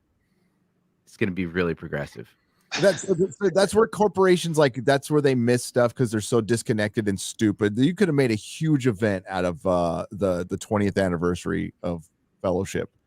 Imagine they did a day-long event in theaters where they play all three movies with gaps in between to go to toilet and stuff. Just like, yeah, dude, I would go. I would go. I would have an event. I'd buy like, if I could buy the theater, I would. I'd buy out the theater and invite a bunch of people. Hell yeah, fucking awesome. And you were saying, by the way, about like people who know these projects are shit and having to talk about them in some kind of positive ways. Like, we just seen that with Tamura Morrison about Boba, his desperation in trying to. I love it. Give me more of that shit. Give me more actors being honest about these projects. I beg you. Well, I mean, you need actors who actually have knowledge. Most actors that I've ever. It's my least favorite thing that I've ever done in entertainment is when I have to interview an actor. Because it's like interviewing someone that's being incredibly diplomatic. All they're going to do is say, it was great to work with so-and-so. It was great to work with so-and-so. I loved so-and-so. I love this movie. Even if they know it's not true, that's what they're going to say because they're actors. They're the least interesting part of the process to me because, they're not my words, but other people have said they're effectively meat puppets, right? I've said it. You've said, well... You can get like Christopher Lee, for example. I'm pretty sure he's just interesting no matter what interview you're going for. Well, Gary, you said it best when you called them professional adult pretenders. Yeah. That's just the perfect description. But then you do get actors like a Christopher Lee or like a Harrison Ford who will push back, who knows story, who actually studied classic literature and storytelling and know like actually bring something to the craft rather than like I can read these words and insert emotion. I mean, Harrison Ford famously like pushed back against George Lucas constantly, changing that the infamous "I love you, I know" exchange. That was Harrison fucking Ford. That wasn't, he was, the original scripted line was I love you too, which Harrison Ford, had he said it as Han Solo, would have come off as a bitch. So it's great that never happened. But there's so few actors these days because there's such a climate of fear in Hollywood about, whether your politics align correctly or whether your social media presence is in keeping with the, what everyone should be saying, right? Like that there's no one bold enough or with the balls enough to actually push back. So I'd say these days there are just very few actors that bring something other than, here I am, I look good, I can say the words. I mean, who? Now, Yeah, I think it becomes easier when you're an established actor. right? True. Like when you've got fuck you money behind you, or you're just too big to fail, you can push back a lot more. But I think so many of these actors now, like you take someone like Daisy Ridley, who was on Star Wars. That was her first really big gig. She's not going to push back on jack shit because, like, what the hell is she going to do? This is her ticket to the big time. She was on the Toast of London before Star Wars. Wow. She was I She's think done a lot since then, though. when she was promoting The Last Jedi, like her input on the story writing was like, this is right. This is a good decision. You just said, like, do you have any like actual clue as to why? Do you even know what's happening in the story? Do you care? I'm pretty sure Ridley did she care about like Star Wars before she was hired for this? I don't think she did, right? I don't know, but no, she actually did some really small, shitty indie movie that they canned for a while about a comic book artist. I only know it because I saw the trailer. It's weird. You can look up the trailer. I'll find it. But also, like, I saw in an interview where Steven Spielberg was talking about working with actors, and he had some weird sort of offhand thing where he said most actors would come in and they're just prepared, on the day, right? And he said that now they're obsessed with, they care more about being famous than the work. And they used to come in, like having their sides memorized. They didn't need to know anything. They didn't need, like, they came in prepped. And he's saying that they're learning it as they're shooting. I mean, this is like fucking Spielberg complaining about modern actors, right? So, did you guys see the thing where Benedict Cumberbatch was like, I don't even know what Doctor Strange is doing in the film, really? Like, that makes sense. Man. Well, that's the Disney way of doing. That's probably, I mean, like in Daisy Ridley's defense, The Force Awakens was being written on the fly by Lawrence Kasdan and J.J. Abrams riffing while he's ripping off a movie, and they film in these blocks, as you know, and they're out of order, and sometimes they don't give them the other lines, so they're just reading their lines. Even if they're talking to somebody, in some cases, it's so crazy and compartmentalized at Marvel now. It's the content pipe, man. Just shoving them out block by block. They're filming like stuff. Well, for one, remember all those set shots of Robert Downey Jr. in the Shield outfit in Endgame? Like, I'm sure they could put that in Doctor Strange now and make it a multiverse thing if they want. Well, if they pay him, they gotta pay him though. They got to. It's gonna get to the point where they're not even gonna hire the actors. They'll just license their likeness, and then they'll just deep fake them into a movie. Well, you say that. Didn't the guy? There was a person who did a way better deep fake of Luke Skywalker at the end of Mando season 2, and they ended up hiring him. Yep. Yeah, I saw that. Unironically, he's probably fucking working on the Harrison Ford one. That guy for the end of Boba Fett. This is what you're going to come to now. That's what movies are eventually going to be. They'll just be video game cutscenes, essentially. Isn't there that movie being made where they license? I forget the name of it. They licensed the likeness to James Dean to cast him in a new movie. So the estate of James Dean in Fairmont, Indiana, they licensed James Dean's likeness. They're going to have a double be in the film, and then they're going to digitally put on James Dean's face.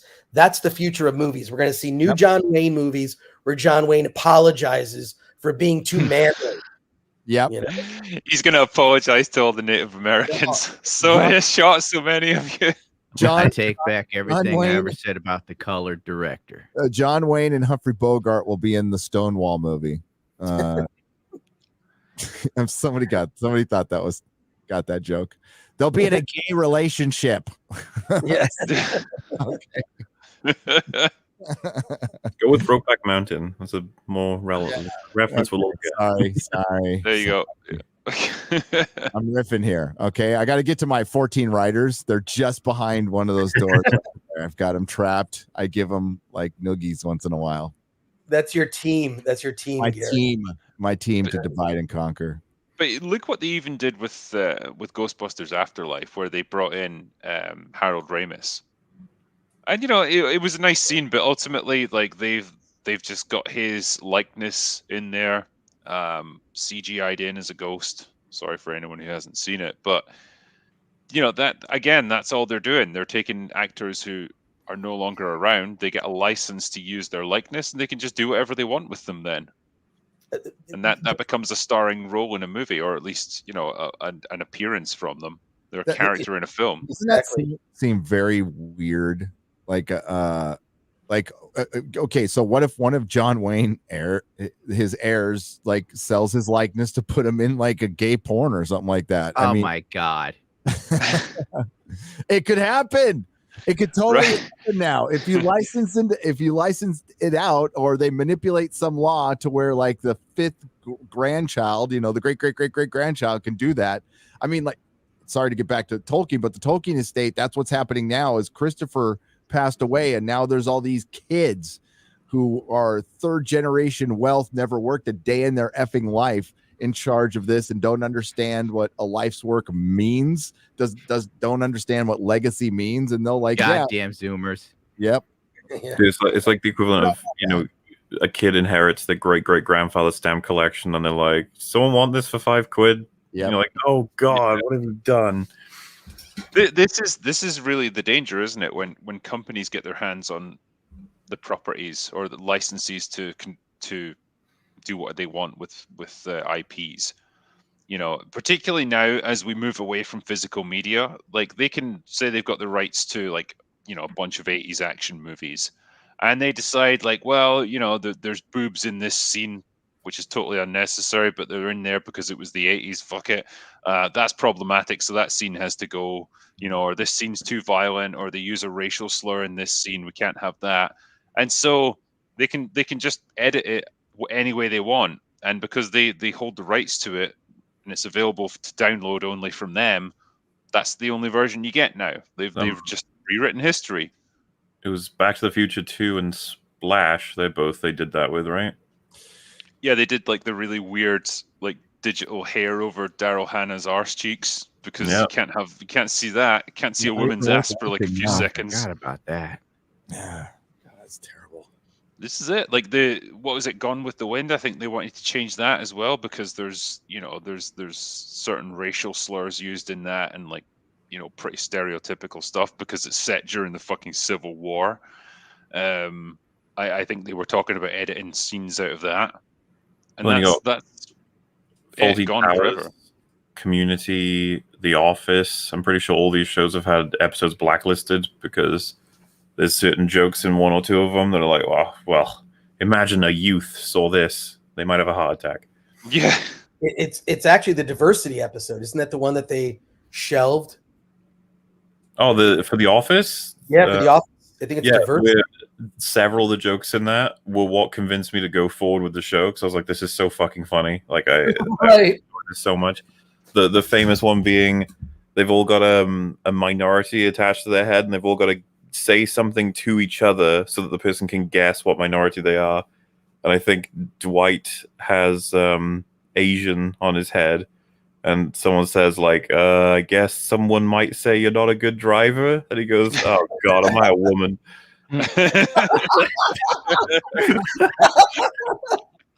It's great, like, but no, that could hit someone's feelings. So, yeah, this is the future of comedy. Like, just make it as bland and inoffensive as possible. What was that I saw? It was like it was during that controversy about like Hank Azaria voicing Apu in The Simpsons. It's like, well, you can't have a non. That's a whole Indian actor. documentary. That's a whole Yeah. documentary.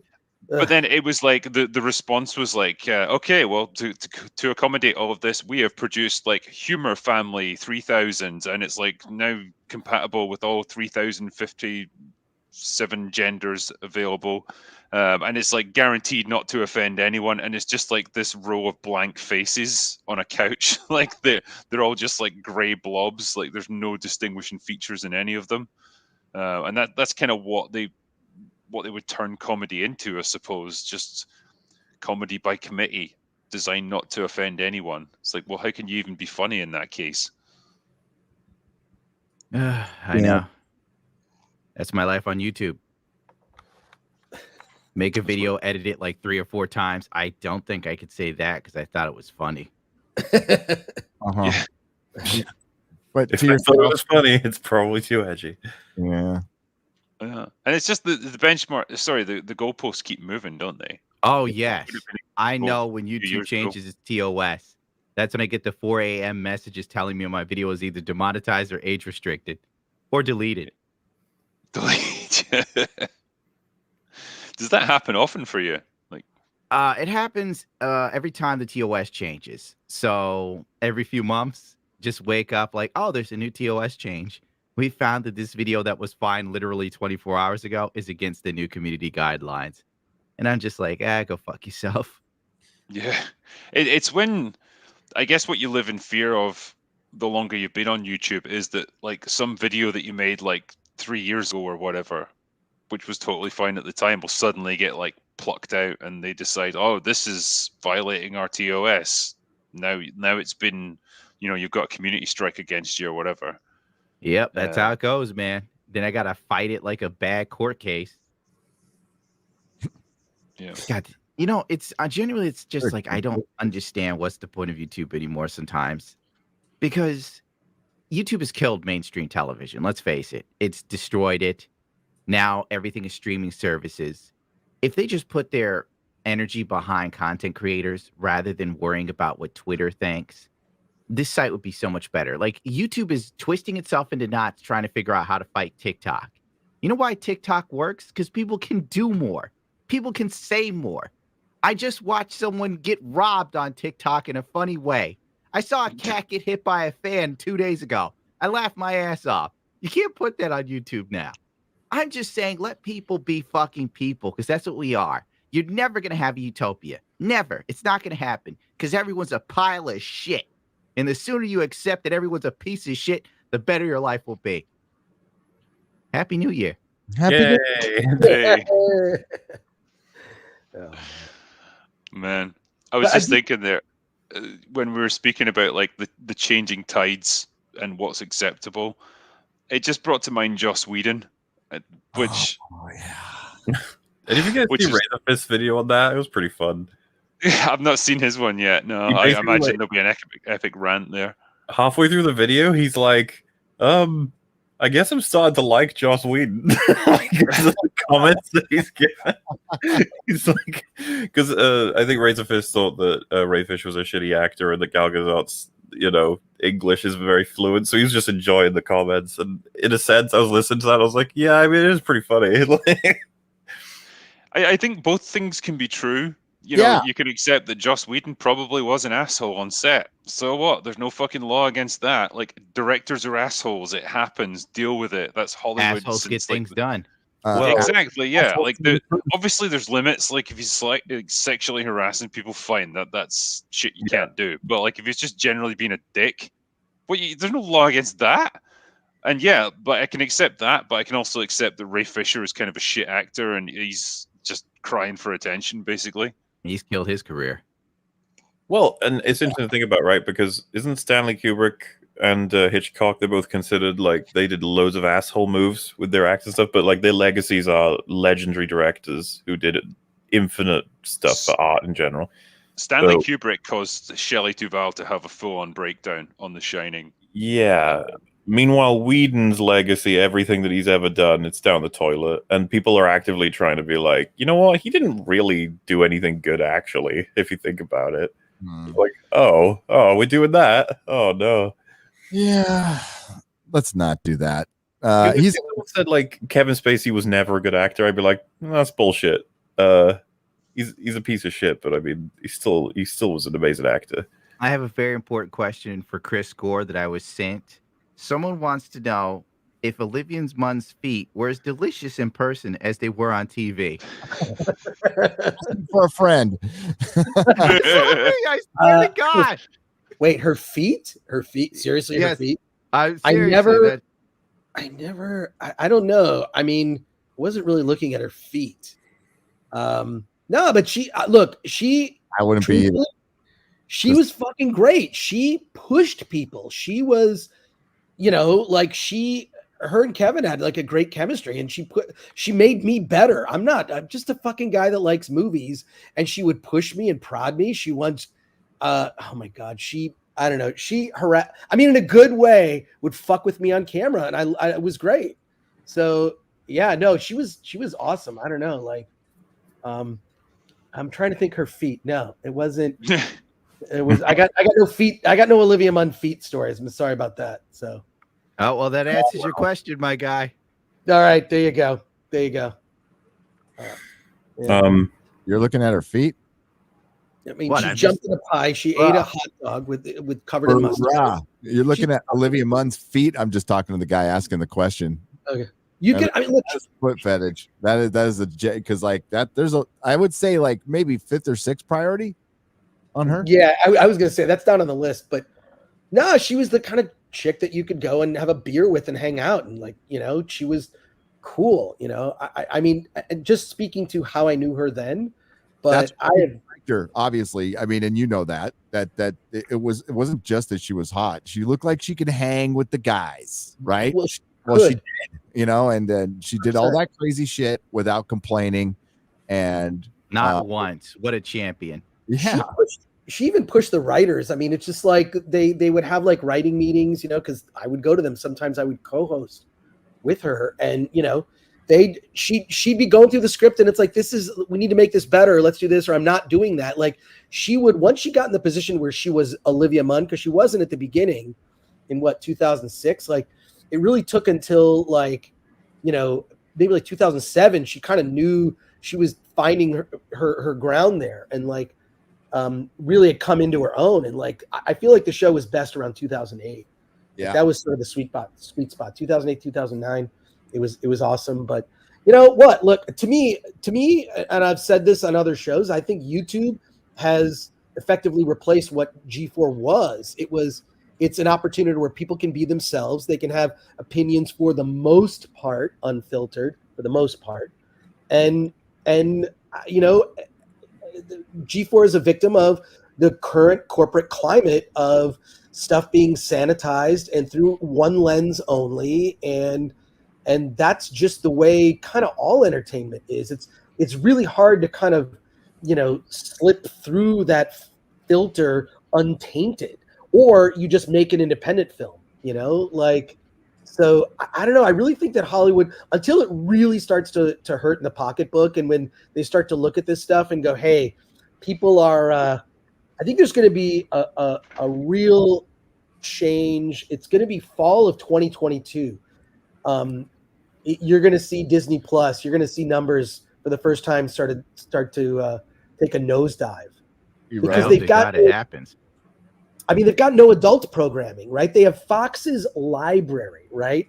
Freaking Mel Brooks movies and Alien series and on and on and on. So many classic, and nothing. It's not the fact that Disney is basically a kids channel that's why all the original shows are going to be awful because they're sanitized. Star Wars, Marvel, and they're not doing anything adult. You will never see anything like Netflix's Daredevil ever again. Nope. I mean, you're never going to see it. So that leaves certain people out. And also, by the way, audience is aging up. The audience that first became Marvel fans because of the movies, which is fine. That's cool. It's a large tent. New fans are welcome. But at the same time, they're getting older. You know, their tastes are changing. They're not. This Ms. Marvel show looks like it's just a little kids show. It looks like a Disney Channel show. Yeah. You know? Well, what happened to we went with Deadpool and Logan, and it's like, oh, we're gonna get clearly there's interest in, and it's like, no, You know sanitize. That was very much like the last stand of these franchises, though. You know, like Logan, it was like Hugh Jackman's final appearance as Wolverine. It won't The be his final X-Men appearance. entire franchise was just about dead by that point. It was like, oh fuck it, let's just try something totally different. And it's like finally, after about 15 years, you found the formula that worked. Like if you'd done that right from the beginning, my God, what your franchise could have been.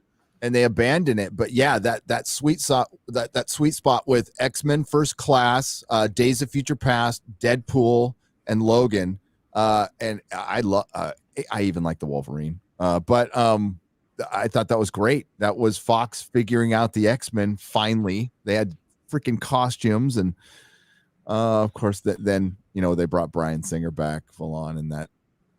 Deadpool 3 Mario versus Pitt is going to be garbage. It's going to be PG-13, or it'll be a rated R. That's a Disney rated R, which will be just terrible. And it's taken too long. Like all the momentum, and Tim Miller, he did direct Derp Fate, but I think he was kind of an important part of why Deadpool 1 succeeded. Plus, they had a limited budget, and those two things can be true. Yeah. So I just don't think we're going to see Deadpool 3 is not even going to be as good as Deadpool 2, which wasn't great. It was okay. I had great moments. I liked the Juggernaut in it. I hated that kid. That kid just drove me nuts. And that's not even mentioning Blade. That's going to get Disney-fied. Oh God! Blade, X-Men. Oh God! Don't remind me. Forecasting is going to come out. I mean, why do you think they're waiting on all this? Like, why wouldn't you hurry up with the Fantastic Four and the X-Men, especially the X-Men, your number one property outside of Spider-Man, and you're like taking your time with it? Because maybe Disney's actually waiting for this woke era to end so they could cast a proper X-Men, an accurate X-Men, which is plenty diverse anyway. And I mean classic, not this modernism that they have in current Marvel comics, which is probably what they're going to. All right, which classic X-Men we talking? Like 90s X-Men or further 80s, back? 90s. I can 80s, live with 90s. that. Yeah, I would be okay with like Claremont Silvestri, Claremont Lee, or Claremont Cockrum, or Claremont Byrne, which is my favorite era. As long as it's Claremont. Long as it's Claremont era, I'm there. But after that, I'm not. So it's going to be more like Jason Aaron. I can't remember who wrote the last one. That era, unfortunately. It's just, yeah. I've just got no faith in their ability to, because when you take like edgy characters like Blade, which need R-rated movies, like it's going to be blood and guts routine. I just don't trust anyone like Disney to make that kind of film. I don't trust them to do it justice. And you can say what you want about the Wesley Snipes films, but like they at least went all in on the gore and the blood and guts and the swearing and everything. Like that's what made the films fun. And I just can't see anything like that getting made today. And honestly, I don't trust Disney to make Disney movies. Yeah, totally. Even when they remake their own films, they find a way to fuck it up. Jay and Free was talking about how do we trust Disney to handle a DID character in Moon Knight? And it's like, I don't trust them with a character, let alone fucking multiple. Like, you kidding me? I don't trust them with a puppy. Yeah, what do we think Disney is good at right now? It's like ruining things. Yeah, we should send Disney to China. Well, what are they ultimately producing now? Because if you flash back to the 90s when Disney went through that real renaissance, and you're getting movies like The Lion King, Aladdin, like these classic animated films where they were breaking new ground. They don't produce anything like that anymore, really. All they do is just produce live action remakes of stuff they've already done, or all the Marvel stuff, all the Star Wars stuff. Like, where's their new stories? Where's their like modern fairy tales? There's just nothing. Well, they take female villains and they make them sympathetic characters. You fucking bigot. Of course, yeah. Her mother was killed by Dalmatians. And that's Fuck why you, she did Dalmatians. God, that's so stupid. That happened. That actually happened in our timeline. This is the other thing that they do, where they try to reframe, because it will only ever happen to female characters, I guarantee it. Like, they reframe them as they're actually tragic anti-heroes that are just misunderstood, but they're actually like awesome people underneath it all. Because again, you can't just have an evil female character who's just an asshole for whatever reason. They have to have Yeah. they have to have you know, a man usually that's turned them down that dark path. Women don't ever do anything evil just because. Listen, That's we're the going to find out all mentality about now. Ursula. Ursula was a very kind fish god, okay? And things just got bad. If Disney wants to cast me to play the young Jafar, I'm in.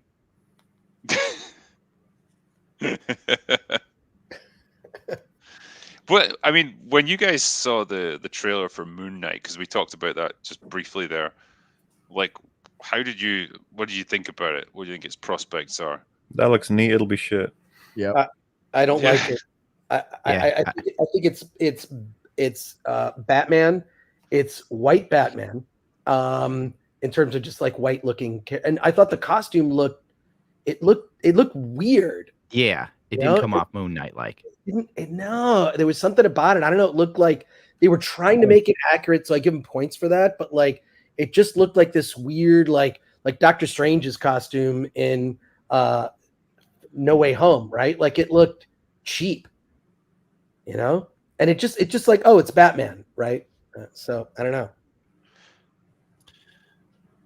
It's Disney Plus. It's going to be bad. I thought the trailer was fine. I like some of the elements they put in. I don't like that Mark Spector's not going to be the main character. I heard that later after I saw the trailer. I'm like, eh. Really? Yeah. I'm kind of pulling for Oscar Isaac. Like, he's become like my Henry Cavill, where I just want him to get some good roles, and I just feel like he hasn't. You know, he's just really underappreciated as an actor. Agreed. I think it's a good choice for Mark Spector, but apparently he's not playing Mark Spector in it, so that'll be part of his personality. But they're going to lean more towards the beta version of the personality, and it certainly looks like that. I'm like, that's not even the way it was in the comic books, at least in the ones I read back in the day. I know they've rewritten Moon Knight 1,000 times, and they've done a bunch of crazy shit. But Talk about the ones in 1800s. Damn it. I think I saw, what was it? Our good friend George was saying, like, maybe the law of averages, they'll hit one, maybe, but I don't think Disney's quite figured out this whole making streaming stuff yet. I think they're just taking movie scripts and repurposing them, or treating them like that and just stretching them out over 6 hours, and we have a bunch of filler. Each Marvel Disney Plus show has had multiple episodes of filler, of all the ones you guys have seen. I think even Loki probably was the one that moved the quickest, and it was still just quicker to deconstruct the character. And Disney just can't tell stories. They can't tell good stories. And whether it's they're keeping, I think it's their approach. I think they have to check boxes before they get into the story part of it. And it's not about creativity. It's about creating product or platform. It's nuts. The inability to make TV shows and tell stories when they are Disney, the pioneers of a lot of different storytelling techniques. And they've got this huge wealth of people who've made TV shows for them they can copy, but they're not doing it. That's a bit of a myth, though. Like, what has Disney innovated in the last 20 years? Oh yeah, I guess I'm not saying like modern but I mean, stuff. back in the 30s and stuff. Yeah, sure. I know what you meant, but this is supposed to be like the creative company. They're the one company that wasn't owned by GE or something like that. That's what you're saying. Like, this is a Hollywood homegrown company, but Disney has gone through multiple eras of just creative bankruptcy, and they almost went out of business, and they had the 80s were terrible, and things were terrible until they bought a bunch of shit, but they haven't innovated anything, and that's going to be their big problem. And the CEO they got now is not known for innovating. He is known for pinching pennies and cutting costs. I love what he said about paying attention to the audience and listening to the audience. I'll believe it when I see it. Yeah. I heard that. I mean, if you pick the guy who can, like, because he's so profit focused, is he the best prospect for just cutting through all this bullshit and saying, right, all this woke garbage that you're trying to preach to people, nobody's fucking buying it. It's losing us money. Stop it. And I don't care if you're pissed off. That stops right now because we're here to make money. That could be a possibility, but I mean, the article came out with his 3 pillars, came out within days of that new rules for Hollywood article, which explained everything. How do you get a job in Hollywood? Did you read the I'm going to paraphrase the quote was, you outwoke the wokest guy. Yeah. I saw That's that. like prison.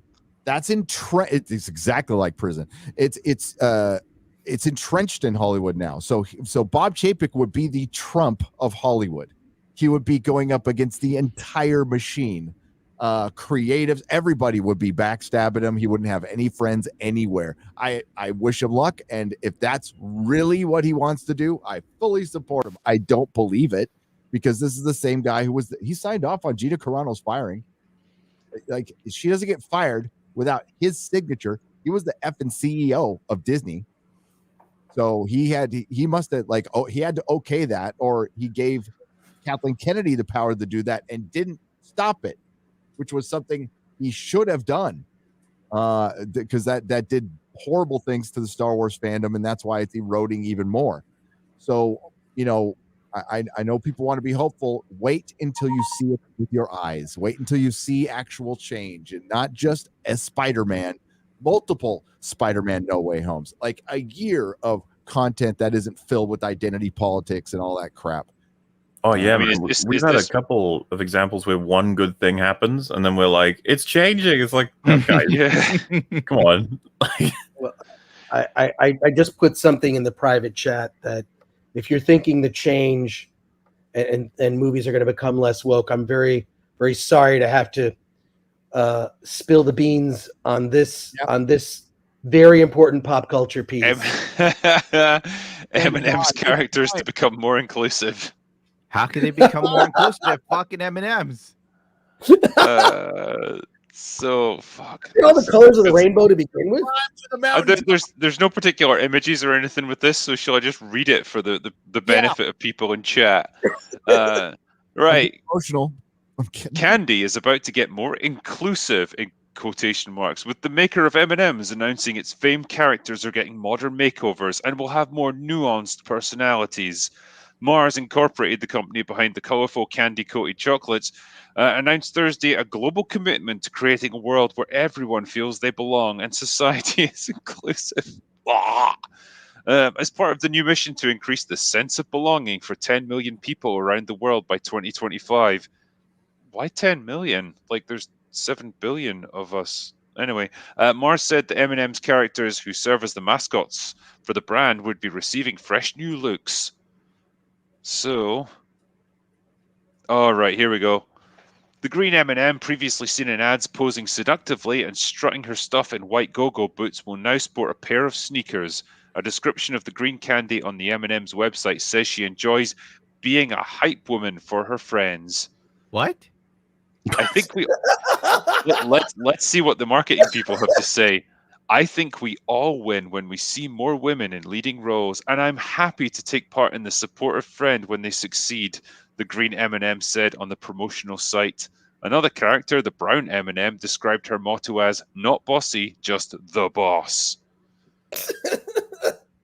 I'll be goddamn. This is actually they gender swap the candy that doesn't have any sexual organs. I mean, I have literally never spared a moment to think about the gender, ethnicity, politics, or worldview of the fucking M&Ms that I'm eating. What even is that? I think at some point people have to get sick of this, right? Yeah. Power Where's will. ass with his clown face on? But people have to just it's sort of like with any trend, right? There's a trend in something, whether it's fashion or music or whatever, it runs its course. Do you think, that all this stuff at some point people are just going to be like, because it's permeated fucking candy. Like it's one thing, okay, entertainment, whatever, but like things go in waves and trends, and this could go away. What do you think? This is it. I mean, it's been the long decline, Chris, and I think it was on its way out in 2019. That article mentions it, and when the riots, George Floyd, reset everything back to 2016, and it's very unusual in trends, but it had a lot to do with art. Okay, art society was on hold, was on pause, so it was able to be manipulated by the activists. Do you want to? Okay, here's my theory why the riots happened. Everybody was locked down. It was a powder keg, and it was all it took was. I even said this on a live stream. I said, we're gonna have one cop do something stupid, and however you feel, it happened. And what happened was the riots took a couple of days to start because it took the provocateurs and the activists time to organize, and they used it to enact change because people were starting to think about real shit as their lives were paused. They were like, I don't have time to think about your gender. I don't have time to think about this. Now I'm worried about my business and my family. And so they needed to remind everybody that they still needed to think about these social issues by burning every fucking thing down. And there was a lot of money behind that. There was a lot of coordination. People were being bussed in. I said it before. I'll say it again. Down here in San Diego, we don't riot in San Diego. San Diego does not riot. We are the land of the lotus eaters. Nobody gets up to do anything except maybe get their bag of weed. And they rioted here, which is just craziness. They didn't riot. That is one deep reference you just gave there. Lotus eaters. Nice. There you go. They tried in Pasadena. They kind of shut down Colorado Boulevard and gave a speech and whatnot. But nothing happened. Bus there. There was I did San Diego writing. I promise you. I do remember before all those riots kicked off, before George had that happen to him. There was a lot of articles and there was a lot of talk about like with everything locked down and like shortages of things, like people were in almost survival mode. They were saying like this is the death of wokeness, because wokeness as a worldview is the sort of thing you can only afford when you're affluent. When you've got literally nothing else to worry about. So you start creating problems like this ridiculous shit. And when real problems come up and when you're just struggling to get through day to day, you ain't got time for any of that crap. And so it just gets pushed to the side. And that's where we were almost at. And then, like Gary said, wouldn't you know it, this happened. And what a coincidence. Suddenly it's resurgent again. And it tells you how how bad things aren't when we still have people on TikTok worried about their 57 genders. What one electromagnetic pulse away, one big rock away from a bad day for all of us, a bad year, a bad decade for all of us, where we won't be thinking about that shit. Things aren't great, but they're not that bad either, especially as much as the mainstream media is making it out. And congratulations to your country, by the way, for getting rid of all those fucking mandates. Don't go too far there, because it doesn't apply to fucking Scotland, mate. It's only England that's gotten rid of it. Homeland too. Oh well, we got to fix that. Yeah, we will. Well, I won't go too far down this road, but basically, our leaders here will do fucking the exact opposite of whatever they do in England, just because that's their mentality, pretty much. Anyway, California same way. Yeah, but we're getting there slowly, I suppose. Well, congratulations. With this, England. you guys. Sorry, but. When we were talking there about the M&Ms, it's like, what is it with these fucking food companies deciding to get political? Like Ben and Jerry's, you sell frozen cream that's overpriced, and yet suddenly you have opinions about geopolitics and social movements and shit. Marketing, who brother. Fucking cares? It's not your job to mandate any of this stuff. That's not why you exist. That's the infiltration from those riots. It freaked out every single company. It freaked out Hollywood. It freaked out every rich person in America. And they're like, what can we do to prove we're not racist? And we'll do anything. Swear to God. So all of a sudden, thank you, capitalism, a new industry popped up. diversity officers, and each company has one now, and they're like pushing this garbage because they were infiltrated. And there's a huge rabbit hole. Obviously, we could go down, but that we're seeing the end result of it. Basically, that's it. When you like opened up that with say the evidence thing, I was just like, did you guys ever think like is this real or is this a shitty Matrix? Like what's happening? Like, I think we ate the green pill. We got the green pill. I got the black pill. This is why I drink. Like I can escape from this nonsense, this nightmare, dystopian, ridiculous world that we live in. At least like the 1984 of George Orwell was properly sinister and like imposing, and it's like, oh, I can respect the horrifying nightmare that you've created there. Our one is just ridiculous. Yeah, it's just nonsense. It's a nonsense world of idiots. Why do we live here? Why are we in the worst timeline? Well, I mean, like look at your prime minister over there. Look at our president. Look at the fucking prime minister of Canada. Yeah, idiots. An idiocracy. This is why I don't trust the rest of them, but I think this is the point where you realize like the leaders of the world are literally no smarter than us idiots sitting here on this live stream. Like this is the terrifying thing, and they're in charge of the entire planet. We only talk about Boba Fett and stuff. They press buttons that lead to wars. Yeah. Well, I'm armed with common sense. Yeah. My mother keeps telling me she wants me to run for something. I'm like, they'd kill me. They'd kill me so quickly. You're more qualified than the three people I just mentioned. And no offense, brother, but when you're more qualified than the three people I just mentioned, we're not in a good world. Yeah, I know. We like you, Gundam, but it shouldn't like be that way. I want you running my country, though. I don't want me running my country either. I'd be terrible. I think I'd be great at it.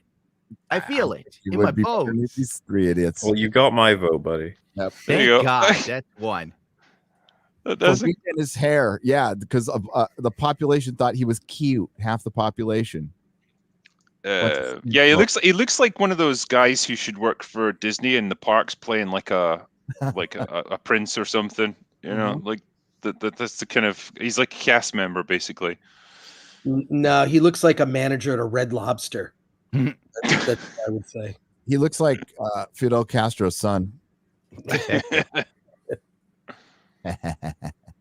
This is why I don't trust. This is maybe a weird Detroit thing because I'm from Detroit, Michigan, and I never really trust people who are nice. If you're overly nice to me, I think you have another agenda, and that basically describes everyone in Hollywood.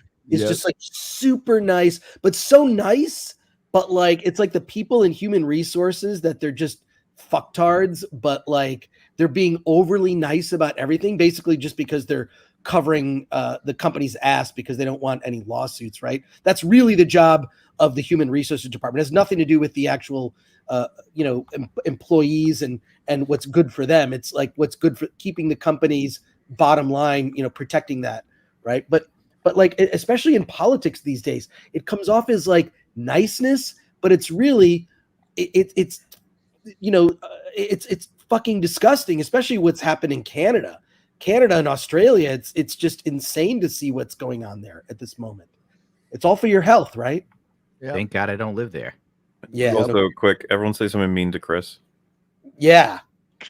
Yeah. You asshole, Chris. We should have invited you on this stream. Right. At least I know if you're being an asshole to me that you're being honest, right? Like those are people I respect and trust. Like I don't care. What I would rather see is like bad words and good actions from people. Like just being kind of an asshole, but ultimately your actions show you for being a decent person because it's your actions that really define who you are. Yeah. So that's like being Batman. Mm-hmm. Yeah. Just like that. Yeah. High functioning depressive. By the way, you briefly brought up the Whedon stuff, Drinker. What's your thoughts on it? So I kind of went down the road of I think both things can be true. Like one, I think Whedon is probably an asshole on set based on like how many people have described him as such. So I think he probably is overbearing and like a dick to work with. don't hold that against him in the slightest. It's what I expect from a Hollywood director. I think Ray Fisher is probably just a crybaby who just wants attention, and he's trying to use this to further his career. So yeah, I think both of those things are true. The fact that I just think it's hilarious that Whedon for all those years was like touted as like this ally, and like this dude who was like on the front line of the feminist cause, like just He's hanging out with a near championing the cause of women in media and stuff. But at the same time, just being this sleazy like sexual predator behind the scenes. Didn't he just say it like it was impossible to resist? Yeah, he would basically every girl who was on Buffy tried to fuck her or did fuck her. I don't know. So I'm pretty sure Dollhouse might have been created specifically for that. Yeah, I mean, you look at Whedon, it's like that's not a guy who got a lot of action before he was famous and rich. You know, he's not a stud. He's not a Chad. And so like when he got to that position, yeah, I can see why he wanted to take advantage of it. Don't really approve of it, especially because a lot of the actresses on Buffy were like 20 years younger than him. But there it is. So I don't know. I think he just kind of got what he deserved on this. But then I don't think that should take away from the things he's created. Like, does it make me like or Buffy less as a TV show? No. Nope. I can separate the art from the artist there. There were some twisted things written in that article. Mahler, you have better memory than I do. What was the part where he wrote Buffy as himself? And he and I wanted to fuck me, something to that effect. It was because you were reading out different parts of it. Do you guys know that there's this whole part where he talks about how he was 5 years old, he was with another kid at a pond or something. Oh yeah, he walked off and then that kid drowned. He was just like, I don't feel guilty for it, it's not my fault, but it's a strange experience. It's like, what the fuck? Call me crazy, I'm with him. This article was like the length of a fucking novel, so I only got through about half of it. Dude, it was Feel Sorry for Man in $5 million House, and he was complaining about his brothers picking on him in his second summer home. And he's a third generation TV writer, so if you weren't funny all the time, you were just ignored. And then he said he identifies as feminine, just randomly. Yeah. So. You mentioned that like he got bullied by his brothers when he was a kid. I think he had like long hair like a girl, and so they called him like a girl. And he spent a lot of time with his mom. Tragic. Who was I think she was a pretty strong like hardcore feminist, and he was like, yeah, it was pretty hard to live with someone like that growing up.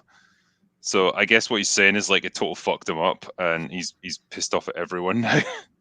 I guess like I don't know what he deserves exactly, but he is like one of the most hated people on Earth now, and I'm not sure if he should be, but whatever. That's where he's ended up. I think a guy like him is going to be hated 10 times worse than a guy who is just kind of out and out sexist right from the get-go, because that's a guy who you already knew. Like the people on that side of things, they knew they could just dislike that guy right off the bat. But the worst of all is the traitor to the cause, who touted himself as an ally and then got unmasked as like just being everything that they hated. Scooby-Doo style. The venom towards that kind of man is 10 times worse. And what didn't do him any favors, when he became the traitor of the cause, he had no friends because he had spent years before that alienating the other half of his audience, spurging out about the Orange Man, saying he doesn't want, essentially the things we heard Frost say. We don't want those people as fans. And all of a sudden you're out there and you're all alone when your own. Well, yeah, and he's on the team where they will not help you. If you get burned, they're gonna leave you for dead. Like they ain't gonna help you. It's that idea that I think politics only flows one way, and if you ever do anything to get or to fall below the standards of the cult, you're exiled, and so you can only go one direction. So it's like a big self-fulfilling prophecy. On their side, they have no path to redemption. No, you are done. You go down the hellhole, get flushed. He's been sacrificed. He's a cautionary tale, a bad example, and we should never, ever see him again. Which we probably won't, especially after what he just said. Burning how big it. Everybody who caused problems in this, Gal Gadot, Ray Fisher, Jeff Johns, everybody, they're all done in Hollywood. Every single person involved in this whole kerfuffle that made the company look bad will eventually be like Hamada will be gone. Emmerich will probably be gone. Everybody involved in this is screwed. Gal Gadot's got a couple movies for now, yeah. Having trouble with the Cleopatra one. Well, she's. I think Patty Jenkins is fucking poison at the moment for movies. I could see that you're right that Gal Gadot's only got probably another 5 years or something before we don't see her much at all. It could happen. She might just retire. Yeah. Remember, she was almost not going to do Wonder Woman. Wasn't there a story about that? Like she was like partially considering fuck it, and then it was like, oh, I guess I could make a few trillion.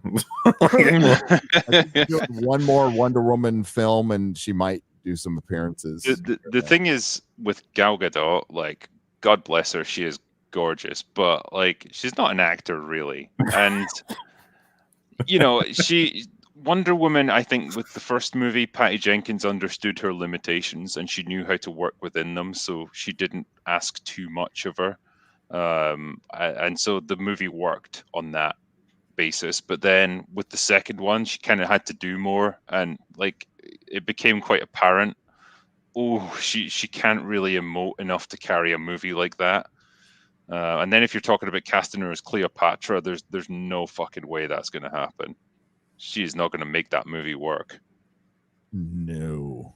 And I think more and more people have really started to realize she's actually pretty bad at acting. But she looks nice. So she really does. So, Batman. The Batman's going to be 2 hours and 47 minutes long. Yep. Without credits. So yay! I really don't care about the length. I just want it to be good. Yeah. Fuck it. However long you are, please be good. I wasn't sold on it initially, but like seeing the trailers, I'm starting to come round to it. I was actually sold from the beginning, except for the new trailer that came out where Bruce Wayne is being schooled by that woman at the beginning. Then I'm like, oh, I see where this is going. Yep. It's Bruce Wayne's guilt for being rich and privileged, and that's white. Yep. Exactly. Well, I'm on wait and see mode. Yeah. You guys can wait and see. I already know how this played out. I've seen all the other shows. You guys keep going into wait and see mode every time. Yeah, because that's the fair thing to do, Gundam. You got to give him a chance. Okay? Every time you got to give him a chance. Always the junkie. God damn it, Fred. Hey, what about No Way Home? That was fun. I haven't bothered to see it. You'd like it. I probably would. Who knows? But it does beg the question, though. Like, how many times can we reboot Batman? How many more origin stories? Infinitely, my dude. They're gonna do it infinitely. It's James Bond. It's James Bond. There's gonna be the Batman after Robert Pattinson. It'll be a non-binary. Thank God! Finally, representation. They're gonna go down that path for sure. There's already been like a black Batman in the comics, right, Gary? Like, there's another black Batman now. Yep. Yeah. Well, Black Superman as well, better than the original. Yeah. There's Black Spider-Man. There's a couple Black Superman. There's Miles Morales. Right. I love that tweet you did, Gary. That tweet was so good. Oh, yeah. You pissed off so many people with that tweet. What did you do while I was asleep? Oh, I saw somebody responded to my first Hawkeye review where I said, you listen, these characters there's only one character. The Steve Rogers Captain America, Peter Parker, Spider-Man, Miles Morales is Miles Morales, and Kate Bishop is Kate Bishop. And somebody spurred on me in the comments. So like I was at the gym and I'm like, I was standing next to my son. I'm gonna watch this. And I put, I'm just gonna say Peter Parker is Spider-Man and Miles Morales is Miles Morales, and he didn't get it at first. I'm like, I'm not lying. There's nothing untruthful about this, and watch what happens. And it just went off. You're like, come here, boy. I'm going to teach you how to piss people off. Yep. Yeah. This is how you go fishing. And it was fun. It was a good fun. Gary, can you just make can you make that a series of tweets, a series of social posts where you go through every sort of gender and race swap character and just like do every single one? I'll do one right now. Steve Oh no, great. is Captain America. Yeah, I'm gonna do it. I'm gonna retweet this shit right now. Oh, no. I gotta put an American Fuck it, flag. do it next to live. Hang on, I'm gonna do it Put right an now. American I'm gonna do it flag live. Like next everyone in chat, like Gary's tweet and share it.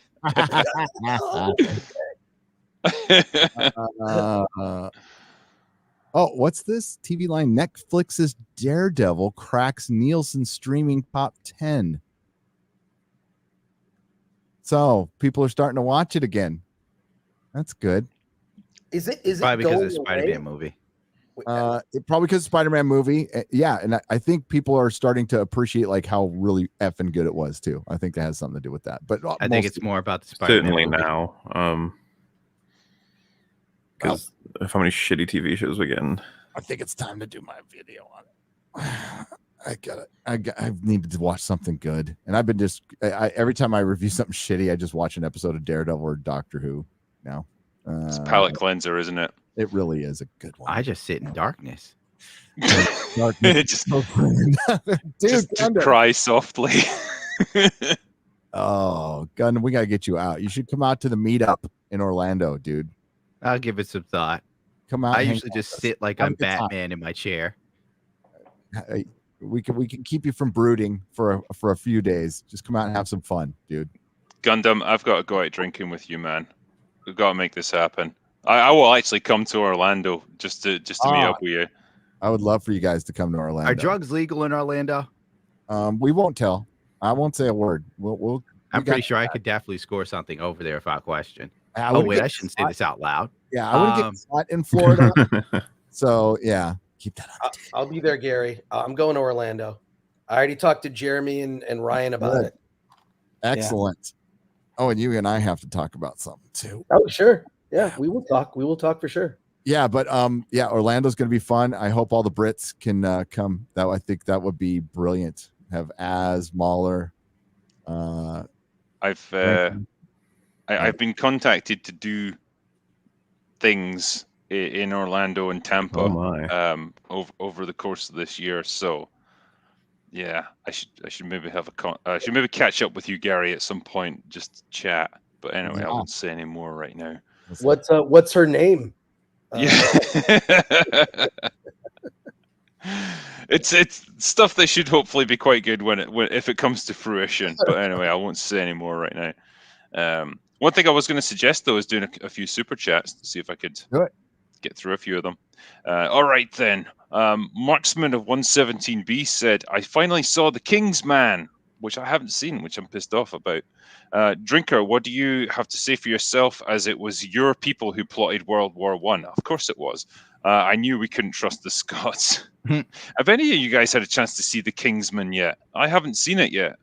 It doesn't seem to have even been at the cinema. Man, here. No. It's still in the cinema near me. I'm gonna try to go see it because I love the first movie. Second one, not so much, but I like Matthew Vaughn. I think he's a good director. Yeah, no, very much. Your tweet's only been out for like 3 minutes and it's got like 400 likes already. Yeah, so. Thanks everyone. It's there you go. disappeared on mine. We gotta wait for the stands to come in and start eviscerating me and calling me a racist because they just announced that Sam Wilson's Captain America again yesterday. Yeah, announced. Yeah. Just keep saying it. It'll eventually be true. Yeah, No, I won't be buying it. Why would you make a character named Falcon Captain America and not change it to like an eagle? It just nothing fits about it. The wings with the sheet, like holding a shield while you're flying around with the wings, just doesn't seem practical. No.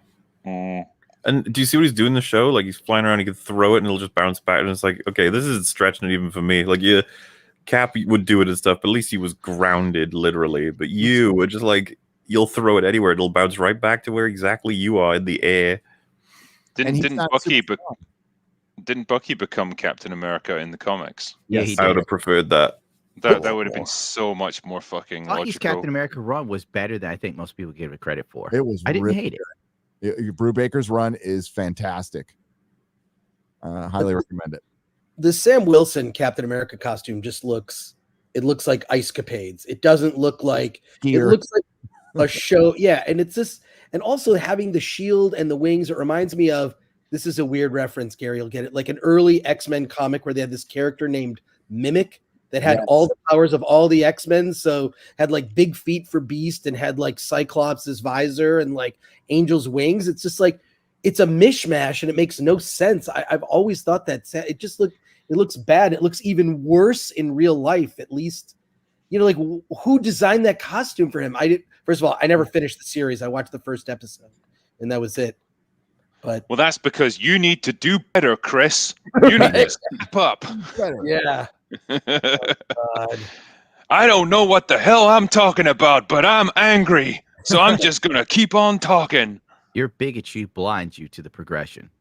it's so lazy. All this stuff is so lazy. Yeah, very much. Well, when you're not allowed to like just do what you want, you can't do anything creative. I think that's the biggest issue.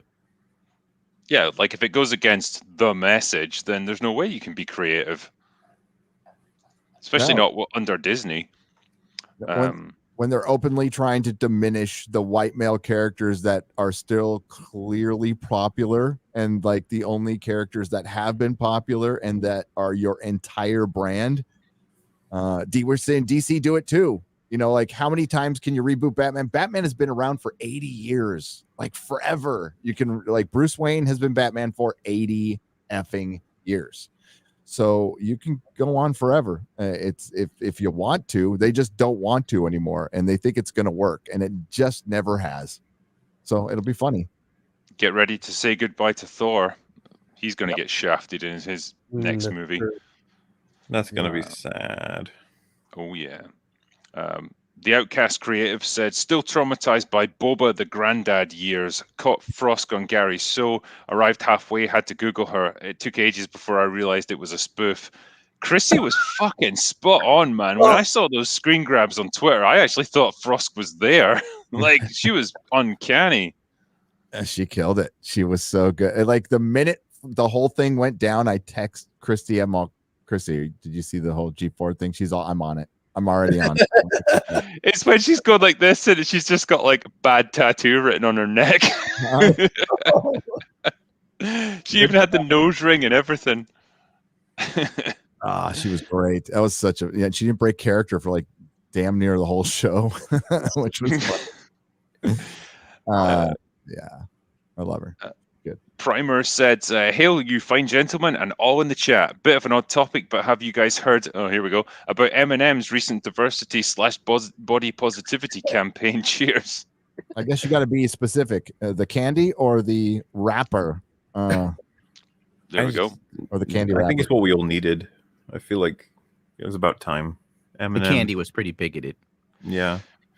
I mean, the candies are already big and round, so they've got body positivity covered, I would say. So yeah, we're good to go. RRTNZ, give me $5 New Zealand dollars. Thank you. United Confederation of Pizza said, do you know what's as bad as pineapple on pizza? Hillary running in 2024. Oh. She is the pineapple on pizza of people. That is terrible to say. I just want it to happen so everyone thinks they're in some weird fucking time warp back to 2016. I want Trump to run as well against her. Oh yeah, if you think her seizures were bad in 2016, take a look at Hillary's seizures in 2024. Do you think it's just going to be like the Jedi versus the Sith? It's just going to be this endless conflict that just gets replayed forever. Like, I guess. I think portions of her face might just start to fall off, and you'll see the wiring and the lizard scales and stuff. Like, wait, gotta fix her up. Robot and Superman 3. That'll be her. Yeah, man. At what point do you just say like, I'm not going to win? Like, people don't like me. You know, it's like I've tried like 5 times now. It's like, nah, it's just not happening.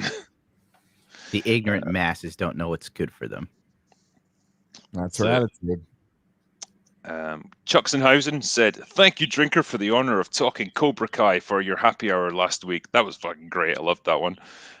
Question, have you thought about doing a stream with Jeremy and Tom doing a review of the Karate Kid movies. That would be hash brown legendary. That could be quite cool, actually. Yeah, it's been a while since I've watched them. Chris P said, what are some lesser known properties that you all wish could be made into a show? For me, I think The Rocketeer, or a mature reboot of Young Indiana Jones instead of doing Indiana Jones 5.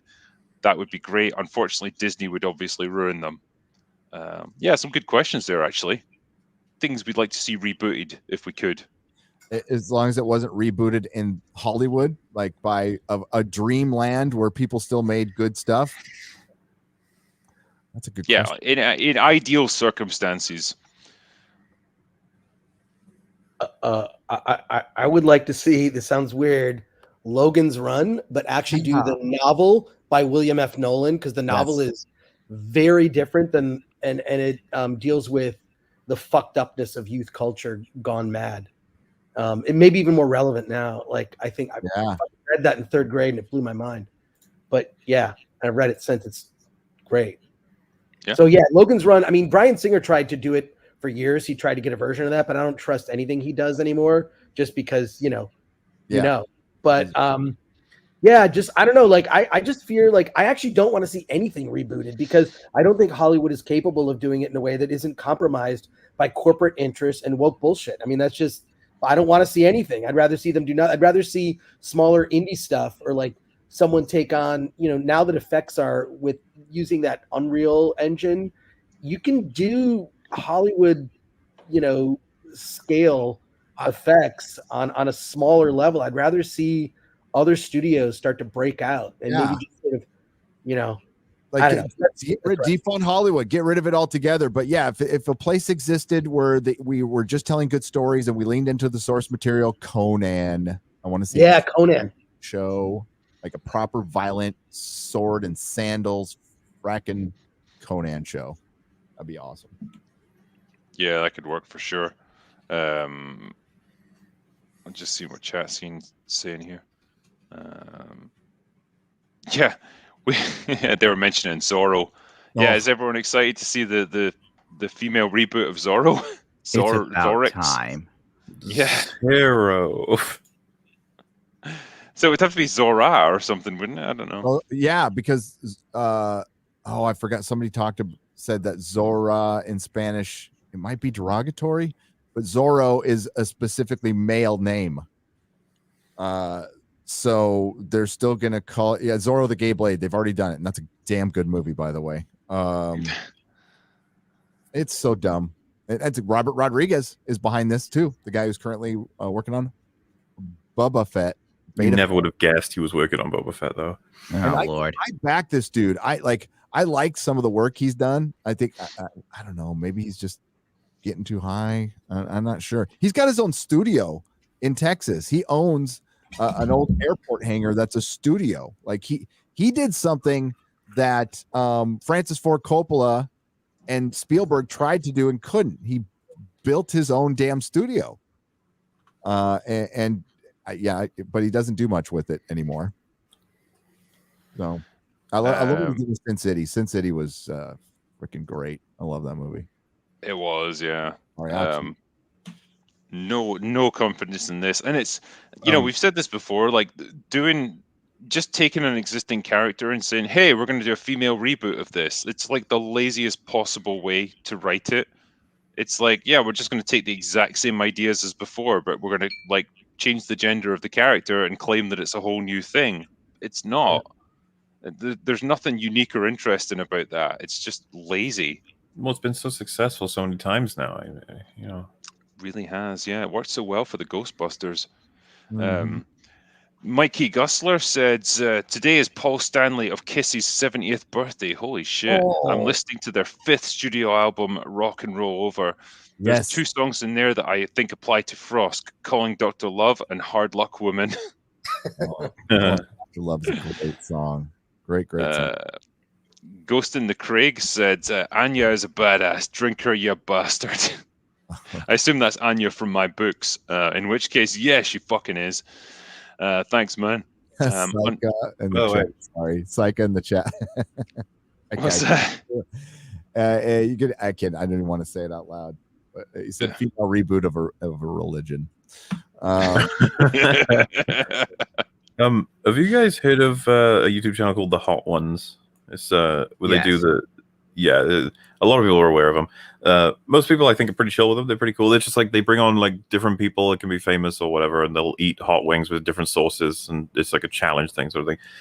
They just uploaded one with Seth Rogen. The top comment for the video with 2,000 upvotes is, I hope he asks about the amount of times his car's been broken into and asks to see those cool presents he sometimes gets. That would be cool. Jackass. Yeah, Seth Rogen, the world's biggest dick. Yep. He's not popular right now. Not a surprise. Yeah. Nope. Yeah, man. I if I was Seth Rogen, I don't even know what I would do at this point. I think I would just quit social media and just like retire from acting for a few years. Just let it all die down. Let people stop hating me a little bit. Like, because honestly, like he's just everything he does just seems to make the situation worse for himself. No restraint. Some of these actors just don't have restraint, and it ruins their careers. And Seth Rogen's producing The Boys right now. His fingerprints will be all over season 3. Oh yeah, and it's gonna be a meditation in toxic masculinity, kind of like Thank goodness maker right now. God, I hate Hollywood. Me too. It's like when it's like James Gunn made something bad. That's how bad things are. I mean, that guy's, he's not a good dude. Okay, never going to say he's a good dude, but he's a pretty talented filmmaker, and Peacemaker is bad. I agree with you, Gary. I don't know how many other people will, though. Hey, thanks. Thanks for being in my camp. I haven't had a chance to see it yet. All I've seen is the trailer. It kind of made me chuckle a bit, but I don't know much beyond that. I liked Peacemaker in the Suicide Squad. I thought he worked pretty well there. I thought he was way better in the film than he was in the show. Is it just one of those situations where like the character works best in small doses, and you try and base an entire series around him? It's like, yeah, it's too much. A lot of the plot and the comedy has to come from him being stupid. That's what they decided on, which sucks because I don't think he was a clown in the film. I think he had, some interesting ideas that make him look a little stupid or narrow-minded. But I think when you put the finale with him and Rick Flag, it becomes clear as like, no, he's thought through a lot of this and he believes this is the right thing to do. I enjoyed that confrontation, but in the show they make it a bit of a joke. What's weird is they treat him like nerds used to see jocks back in the day. And nerds used to like superheroes because that like when we were kids, it started out, it's like totally, it's like an adolescent power fantasy, right? It's like, I want, when you're a nerd, you read the superhero. Then when you grow up, you stop like pretending you're an effing superhero when you're like 7 or 8. And then you like the stories and stuff, but it's written like, I just hate this jock character, and that's not how he was written in Suicide Squad. And like there's just 2 major contradictions in the show that like really undercut like why he killed Rick Flag, which was supposed to be this pivotal moment that they talk about in the show, but they just make him a baby. And his dad, they make, it doesn't fit into the DCEU because it's trying to be the Tick and the Boys now. That's what they made it. It's supposed to be just straight up superhero parody. Vigilante's a clown. And I would like this stuff normally. It's usually kind of up my alley, but I don't like it because it's really like your boy Zach from Diversity in Comics. It's douchey hipster comedy and just not done well at all. I agree. We've got a super chat here from Daniel for $20 saying Chris Gore confirmed as bigot for wanting to stick to the novel. We know what those code words mean. Chris is in. Well, who's going to reply to this one? I'm going to reply. Let me just say one, you don't know who the fuck I am, so piss off. Number 2, you obviously haven't read the novel. The novel's very different than the movie. In the movie, they kill you when you turn 30, right? turn 30, you go to carousel, you either, get reincarnated through carousel. In the book, in the novel, people are effectively killed at the age of 21. The novel has nothing to do with race whatsoever. It has to do with how society was vastly changed by a youth movement that so distrusted older people that they murdered them at the age of 21. It's a really incredible, like, they changed it dramatically to do the film starring Michael York and Jenny Agutter that was released in 1976. So when I say stick to the novel, if you want to ascribe your own racist ideals onto some idea that I put forth, something I'm very well versed in, a movie I've probably seen 100 times, fine, that's on you. A lot of that is you throw up a mirror, and where you see racism, maybe you're looking at yourself. You fucker. That's Twitter. That's entire Twitter. That's when there was somebody from Marvel, I can't remember his name, who said that saying good customer service is an alt-right dog whistle. Like these are things people have actually fucking said. Like, stick to the lore is an alt-right that makes you a white supremacist. Right. Was it Dan Slott? I think as well, Chris, people were suggesting in chat that it was maybe a joke and he was being sarcastic initially. You mean I got worked up for nothing? Yeah, Sorry. they're like, should I Gary. tell him? I think that you sometimes lose that, like, when it's just printed on screen, like, you don't always get the tone of it. God So damn it. yeah, I think the guy was probably just having a bit of a laugh. I just He wanted to flex certainly got And now one he's now. crying. Now he's I wanted to, You destroyed him, Chris. I think I he's just wanted to referring flex back to. Go on, sorry. Chris. But I just wanted to flex my knowledge of Logan's Run. I cosplay. as Logan. Flexer. I think he might have been referring back to when I was fighting with OneRing.net. Me and just some guy were kind of slinging stuff at him, and it was from an article where when we say stick to the lore. That's why I was like, I hashtagged that for a while, like stick to the lore or whatever it was. That was a white supremacist ideal, essentially. Triggered. Yeah, we get triggered sometimes. Nerd rage is good. Well, it's fine, but I would like to see an accurate version of the novel. That because it's just so weird, so ahead of its time. It was a direct result of don't trust anybody over 30 kind of thing. Yes, that was exactly what it was in response to, and it's a bizarre book. So the movie actually, first of all, the movie doesn't hold up because the effects are shit. I mean, there's no sanctuary. I mean, it was shot at a mall. It was shot at a mall in Dallas, Texas, and then I mean, just the model work, like everything about it was bad. The score is amazing, right, by Jerry Goldsmith, and Michael York and Jenny Agutter. I mean, she gets naked in the movie. So there's the most bizarre, like, unexpected bit of nudity I think I've seen in a film. It just comes out of nowhere, but it's very much appreciated. And dude, in LA, they sometimes kept that in. They didn't edit it out when it was on certain channels. On channel 13, they would edit it out when it was on channel 5 on KTLA, but like it would pop up on 13. Sometimes you get some boob, which was awesome. And Daniel, is that who sent that super chat? Yeah, Daniel's fucking solid, dude. Oh, okay, cool. All right. Yeah. Well, thank you for the $40, Daniel, for a joke on me. Never mind. Thanks, awesome. Daniel. Thanks, Daniel. Not like they haven't said that shit to us today. And believe me, when my Lord of the Rings video comes out, they'll say it again. I can't wait. Can't wait either. Unhinged said, I watched Drinker instead of The Hub for my pleasure. Thanks, man. JS Pena says, hi Drinker, another idea for why modern movies suck. Unless you started writing something else already, it could be good ideas, bad execution. I know you did the same title with Shang-Chi, but the same can be said for other films. I mean, I suppose you could say that. Like, there's definitely films in Hollywood history that have had a great concept that's just been badly executed. I think the problem that we run into nowadays is that there's no ideas. Yeah. I totally agree. And there's still, I mean, like, as far as books and graphic novels, there's tons of great ideas. I'm sure Drinker has some great ideas. I know you guys in the chat have great ideas, and they're never going to take a chance on them because, again, I'm going to reference back to this for next month. So sorry in advance. The new rules for Hollywood, basically, if you're white, you're not going to get listened to, period.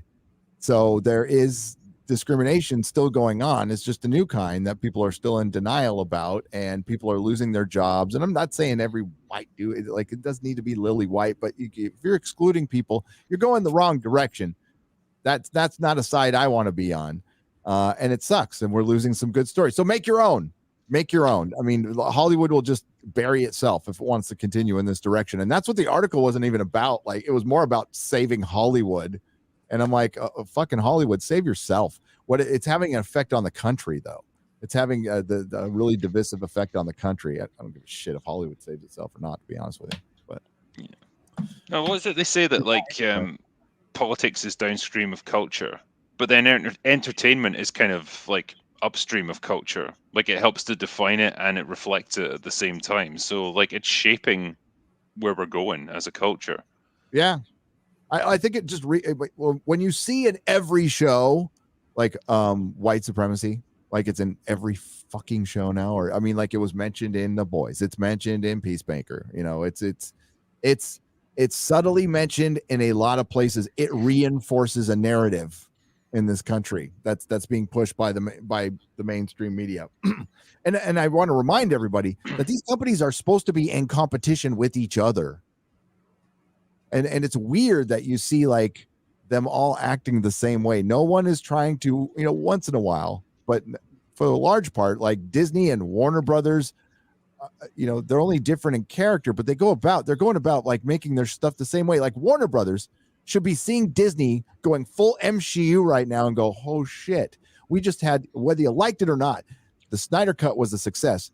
And I think a lot of it had to do is it wasn't filled with identity politics. And if Warner Brothers just said, hey, we're not going to fill our shit with identity politics, we're not going to get political, we're going to make a Superman and a Batman movie and put the Trinity in, they would be kicking Marvel's ass.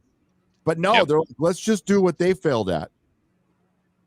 That's it. And it's like, you get people like, I think the Daily Wire starting to get into movie making, but like they're too small to make any real impact. Yeah. It has to be one of these big studios that does this kind of turn.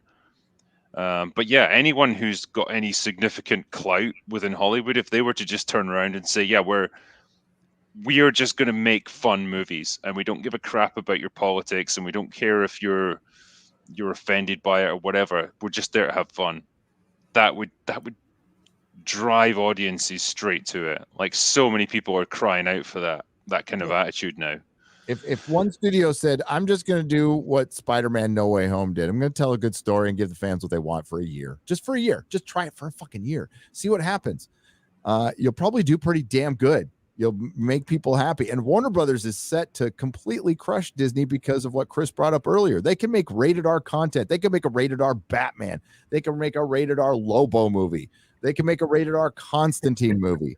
They can do Elseworld shit. So you could have multiple Batmans at once. But no, they decided to have 2 Ezra fucking Millers in a movie. That's 2 more than you actually need in any movie, really. Yeah. It's 3. Seriously. You need a negative one. Corey Coleman here said, hey, Chris, you should have ranted for Frost. It would have actually been intelligent and made a point. I missed... Oh God. I don't know.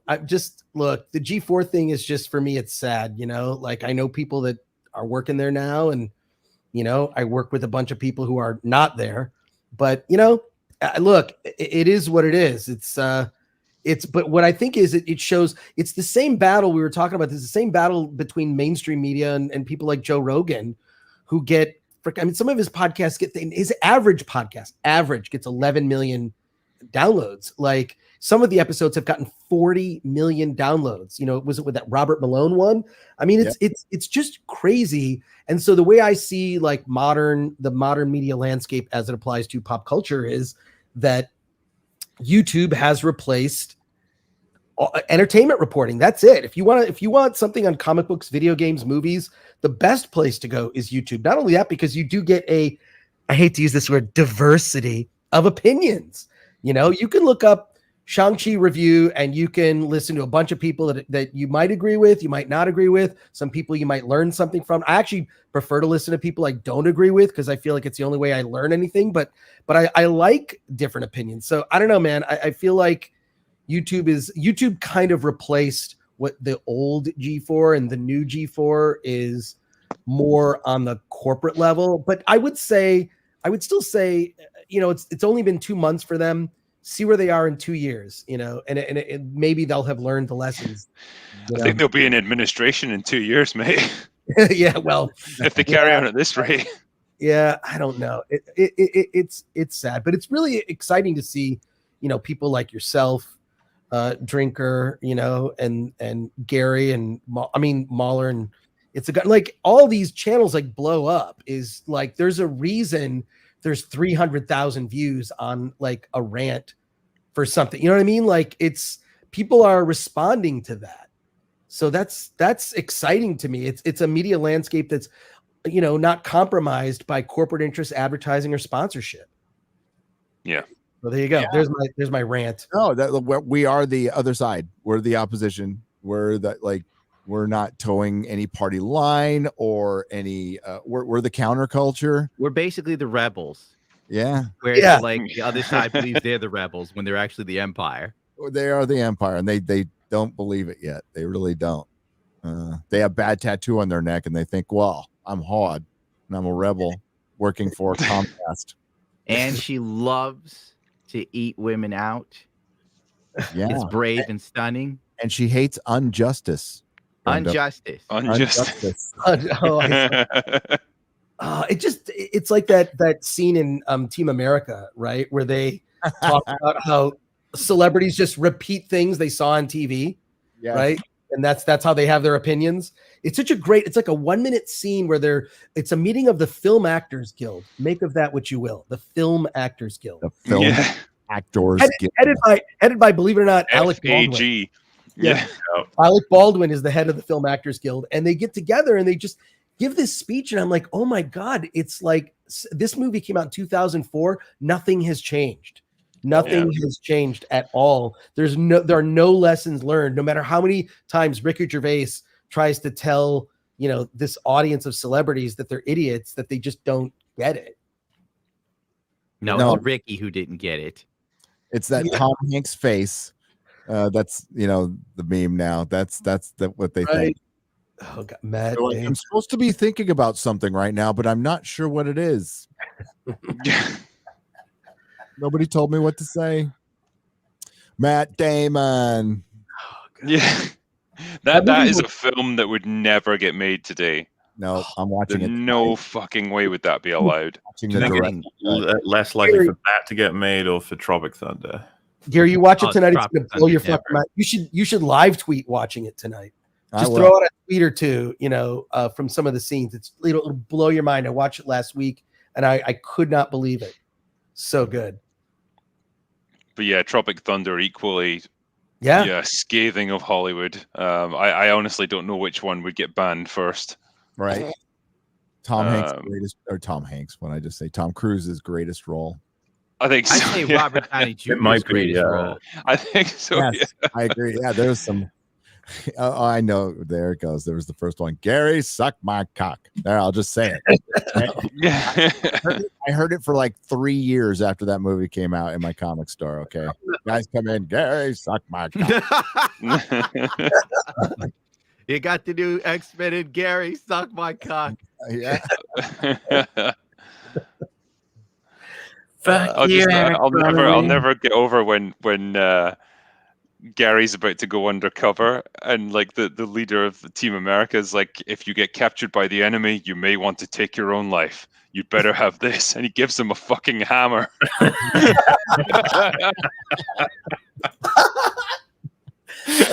Dude, that movie kicks ass. It's so good. Alec Baldwin, I guess he shoots a little better in real life than he did in that film. So. Indeed. You didn't get to shoot in that film. I think what's his name? The villain fucking shoots him. Yeah, he does before he gets a shot off. I know he has a gun. Does he have a gun once? Maybe not. I can't remember. He's just I like how Michael Moore's in it as well. Just blows himself up. Yep. He's a good leader of fag, I would say. He's always eating something too. He's always got like a hot dog or a hamburger and it's great. Well, yeah, apparently like they filled his puppet with ham when they blew it up. There's loads of meat. Dude, no, when the cats come out, that's one of my favorite parts when they bring out the cats. Oh, that's right. And it's Oh God, we need to do a happy hour on Team America, man. Yeah, we honestly, do. Dude, Oh, yeah. Count me in. Count me in if you do it. and I'll do a few more super chats because I sense I'm not going to get through all of them. James Kelly said, "Let's go, Boba." Yeah, pretty much. And JS Pena said, "Have you all seen Darkest Hour? And if so, which actor was the best at portraying Churchill in your opinion?" So yeah, I've seen Darkest Hour, and it was the actor that played Churchill in that was Gary Oldman. Oldman. That's the one. Yeah, That was a good movie. I've not seen it that. was. He was under a lot of prosthetics to look like Winston Churchill, but he sounded really weird. He didn't sound anything like Churchill sounded like when he did his speeches and stuff. But knowing Oldman, I mean, I guess it's pretty accurate. Yeah, I liked. I watched like the first season of The Crown, and I thought John Lithgow was a really good Churchill in that. I thought that was pretty good portrayal. Yeah, Stiebeck B said Horus did nothing wrong. I mean it. Ask Lorgar. Yeah, this is a 40K reference. Yeah, Horus. He was just trying to save the galaxy, man. It's just different opinions. He was living his truth. Yeah, and yeah, 20 trillion people had to die for him to live his truth, but that's okay, as long as his feelings didn't get hurt. Paint Chips said, "Drinker, you bawdy, irreverent, and suave man of blurred letters. This collective crew of miscreants and misanthropes in one cast is worthy of 116 proof flying ace bourbon. Cheers to the gang that cannot shoot straight." Cheers, man. Thanks for that. Blunt Objections said, "Can we please just put Boba Fett back in the Sarlacc pit and forget any of this ever happened?" Mr. Bullock, RIP, must be rolling over in his grave. Yeah. I think that at this point, the perfect ending to Boba Fett would be that all of this was a fucking dream, and he's still in the Sarlacc pit. Yeah. Oh, you That be would- the it would be solution for like like a all Disney content. Dream? Yeah, It it's just a shitty dream. He dreams of leaving the Sarlacc pit, but he's still being digested. I honestly think they'll get to the end of this show and Fennec will just push him back into the pit. Oh, God. Like they'll be stood next to it, like, this is where it all began for me, and this should just be like, yeah, push him in. And nobody will be sad about that. They'll be like, well, Yeah. feels right. Boba Fett died 30 years ago. Have they acknowledged Jeremy Bullock's death on the show yet? Did they? Not from what I've seen. So yeah. So Unless I missed it. when they teased the book of Boba Fett on December 18th with the triumphant return of Luke Skywalker, that was the day after he died. Oh And wow! they could not put an RIP for the guy. I mean, that was my generation's Boba Fett. I mean, that was Boba Fett to everyone my age. It was that's Disney's disgusting. They suck.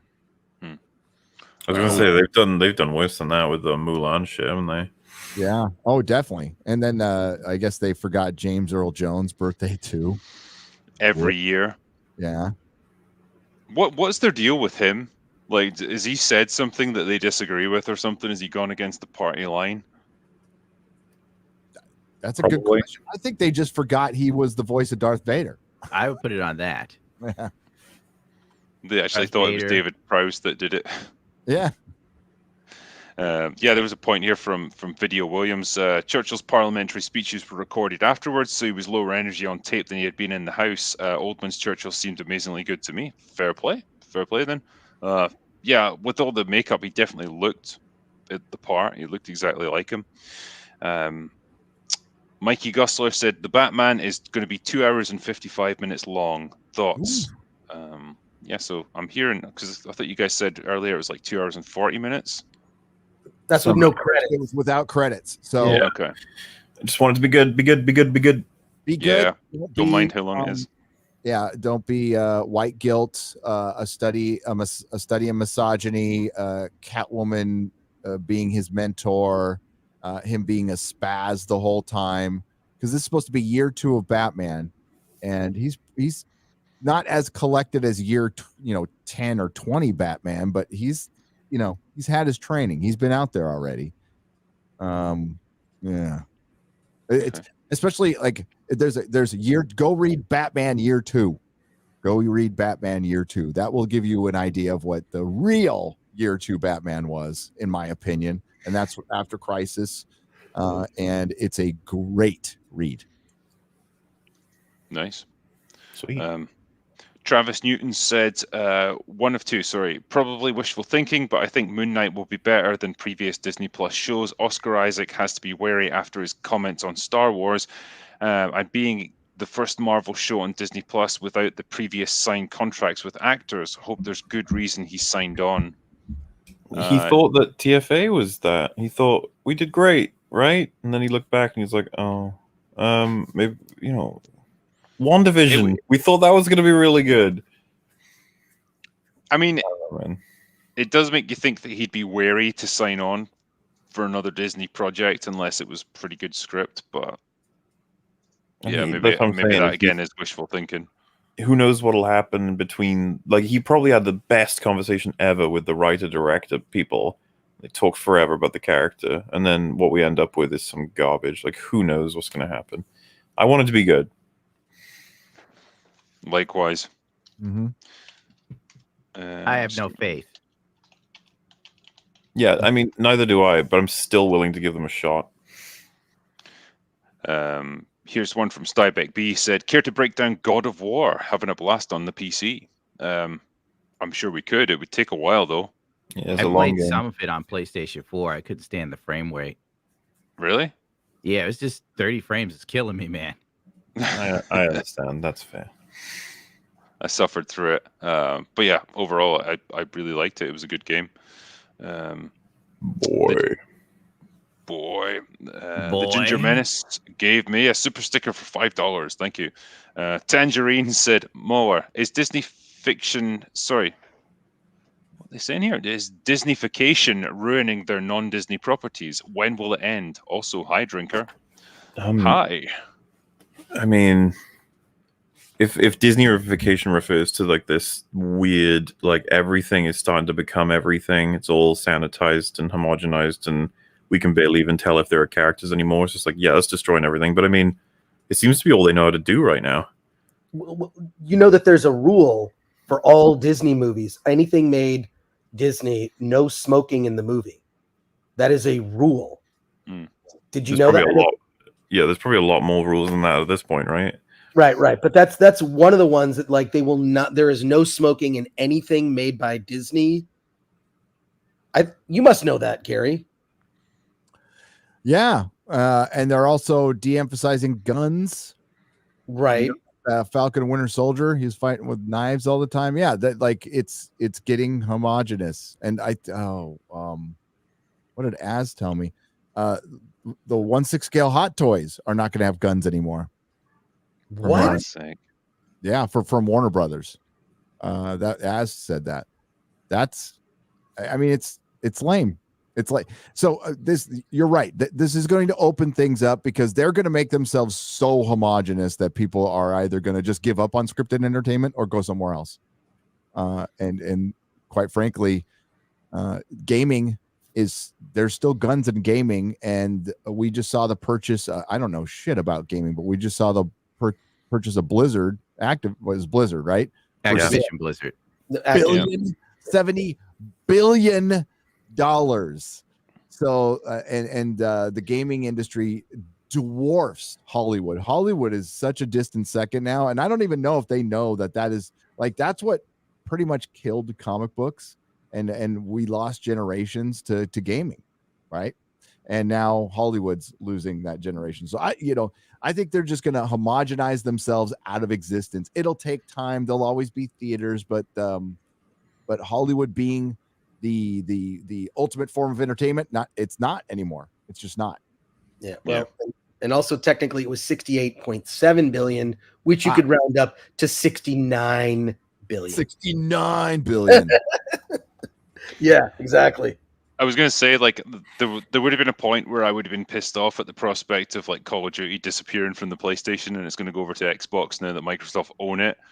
But now that it's become shit because they insisted on forcing Vanguard into everything, I don't mind. I'm fine to let that go because they had an amazing like property there that everyone was playing in lockdown because there was fuck all else to do, and it's like they made it intentionally as shit as possible. I'll never understand why they did that, but hey, there you go. That's game design for you. Kyle McCrory said, when Gary gets here, which he is, can you guys discuss DC Comics murdering off the Justice League in the comics? Sorry for bringing the mood down. That's all right. We're ranting quite well here anyway. So that's Warner. That's Warner Brothers again being stupid. So they're just doing the same thing Marvel is doing over there. The competing company that always tried to do the thing that was different, or at least rip off what was successful. And yeah, they're gonna kill them off, and they'll bring them back, but it's the worst time to do it. I think things are just declining overall, and then like killing off superheroes. It's like, fuck, this is the third time we've killed Superman now, maybe fourth, lost track. And it's just, if you can't tell a good story anymore, maybe it's your writers, your editors that you're hiring. Maybe you're not paying enough money. But yeah, they're just stuck with gimmicks at this point. I think it's fucking stupid. DC is primed to kick Marvel's ass if they wanted to, and they have just decided to be stupid like they always are. Yeah, it's like one's woke, one's stupid. Like they just can't win. I think both are kind of woke and stupid. Well, one's woke and stupid, one's woke and evil. Disney is and Warner Brothers is dumb. We'll finish on a positive note here because I've got one last one here. Christian Delorme said, I'm a Canadian truck driver and Big Trouble in Little China is the best trucker movie ever. Hey, Gary. I agree. Nice. It fucking is too. If you can run over like a 10,000-year-old Chinese sorcerer with your truck, you're doing all right. You can't do that now, that's for sure. Yeah, that made movies like back then. They just made truck driving look glamorous, you know. Sitting there with your CV radio and your giant fucking sandwich, just ranting all night long. Perfect. But yeah, I think probably that's all the super chats we're likely to get through tonight. I know we've been going for like 3 hours here, so I don't want to keep it going for too long. What I will probably do is catch up with them over the weekend, so I'll do a catch-up stream. But I want to say thank you to my awesome panel of guests that have come on tonight. Like Gary, Gundam, Chris. It's a total pleasure having all of you guys on. I really appreciate you doing this tonight, and it's been fucking great talking to you. Like I think we've done some great ranting this evening. Hell yeah. Oh yeah. It's been a blast. Awesome. Thanks for having me on. Thank It's you. always good to be here. Always a pleasure. We have got links to all of their channels. So Mauler, Gary, Gundam, Chris. Well, sorry, Chris, you don't really have a channel, do you? Like you kind of guest on other ones. Well, no, I do have a channel called Film Threat, which covers independent films. So, okay. Well, in that case, I think I actually put it in the chat, like just the chat, because people were asking. So that's my channel. And then, yeah. I was going to say then, in that case, could you just pop it into private chat for a second, and I'll share it out so everyone can see it. And when I re-upload this, I will put it in there. Yeah, thanks. No, yeah. So Film Threat, yeah, that's my channel, but I do appear on like Film Courage, of course, yours, FNT on occasion. So I appreciate it. Ryan Cannell had me on. I did Tuesday night's main event. I'm going to ride this wave while I can because I have no idea what I'm doing, obviously. And I got trolled. My channel. I lost my troll virginity today because I don't think I've been trolled by a super chat before. So thank you to Daniel. I feel like I made a new friend. Hey, we popped your cherry here on the an open bar. This is the beginning of a long life of being trolled. Yeah. Yeah. I'll take it. That's cool. But yeah, thank you to all of you guys, and yeah, my mods who've done such an excellent job. I did manage to enable slow chat mode, so that hopefully made your lives a little bit easier. But yeah, thank you, and thanks to everyone who's given me all these awesome super chats, and everyone else in chat for tuning in tonight. I think we had over 8,000 for a good portion of the show, so I think that's set a new record Holy for Open shit. Bar. Yeah, next time 10,000. We're on our way. But yeah, thank you to all you guys. So I guess that's all we've got for this evening. So go away now. Bye bye.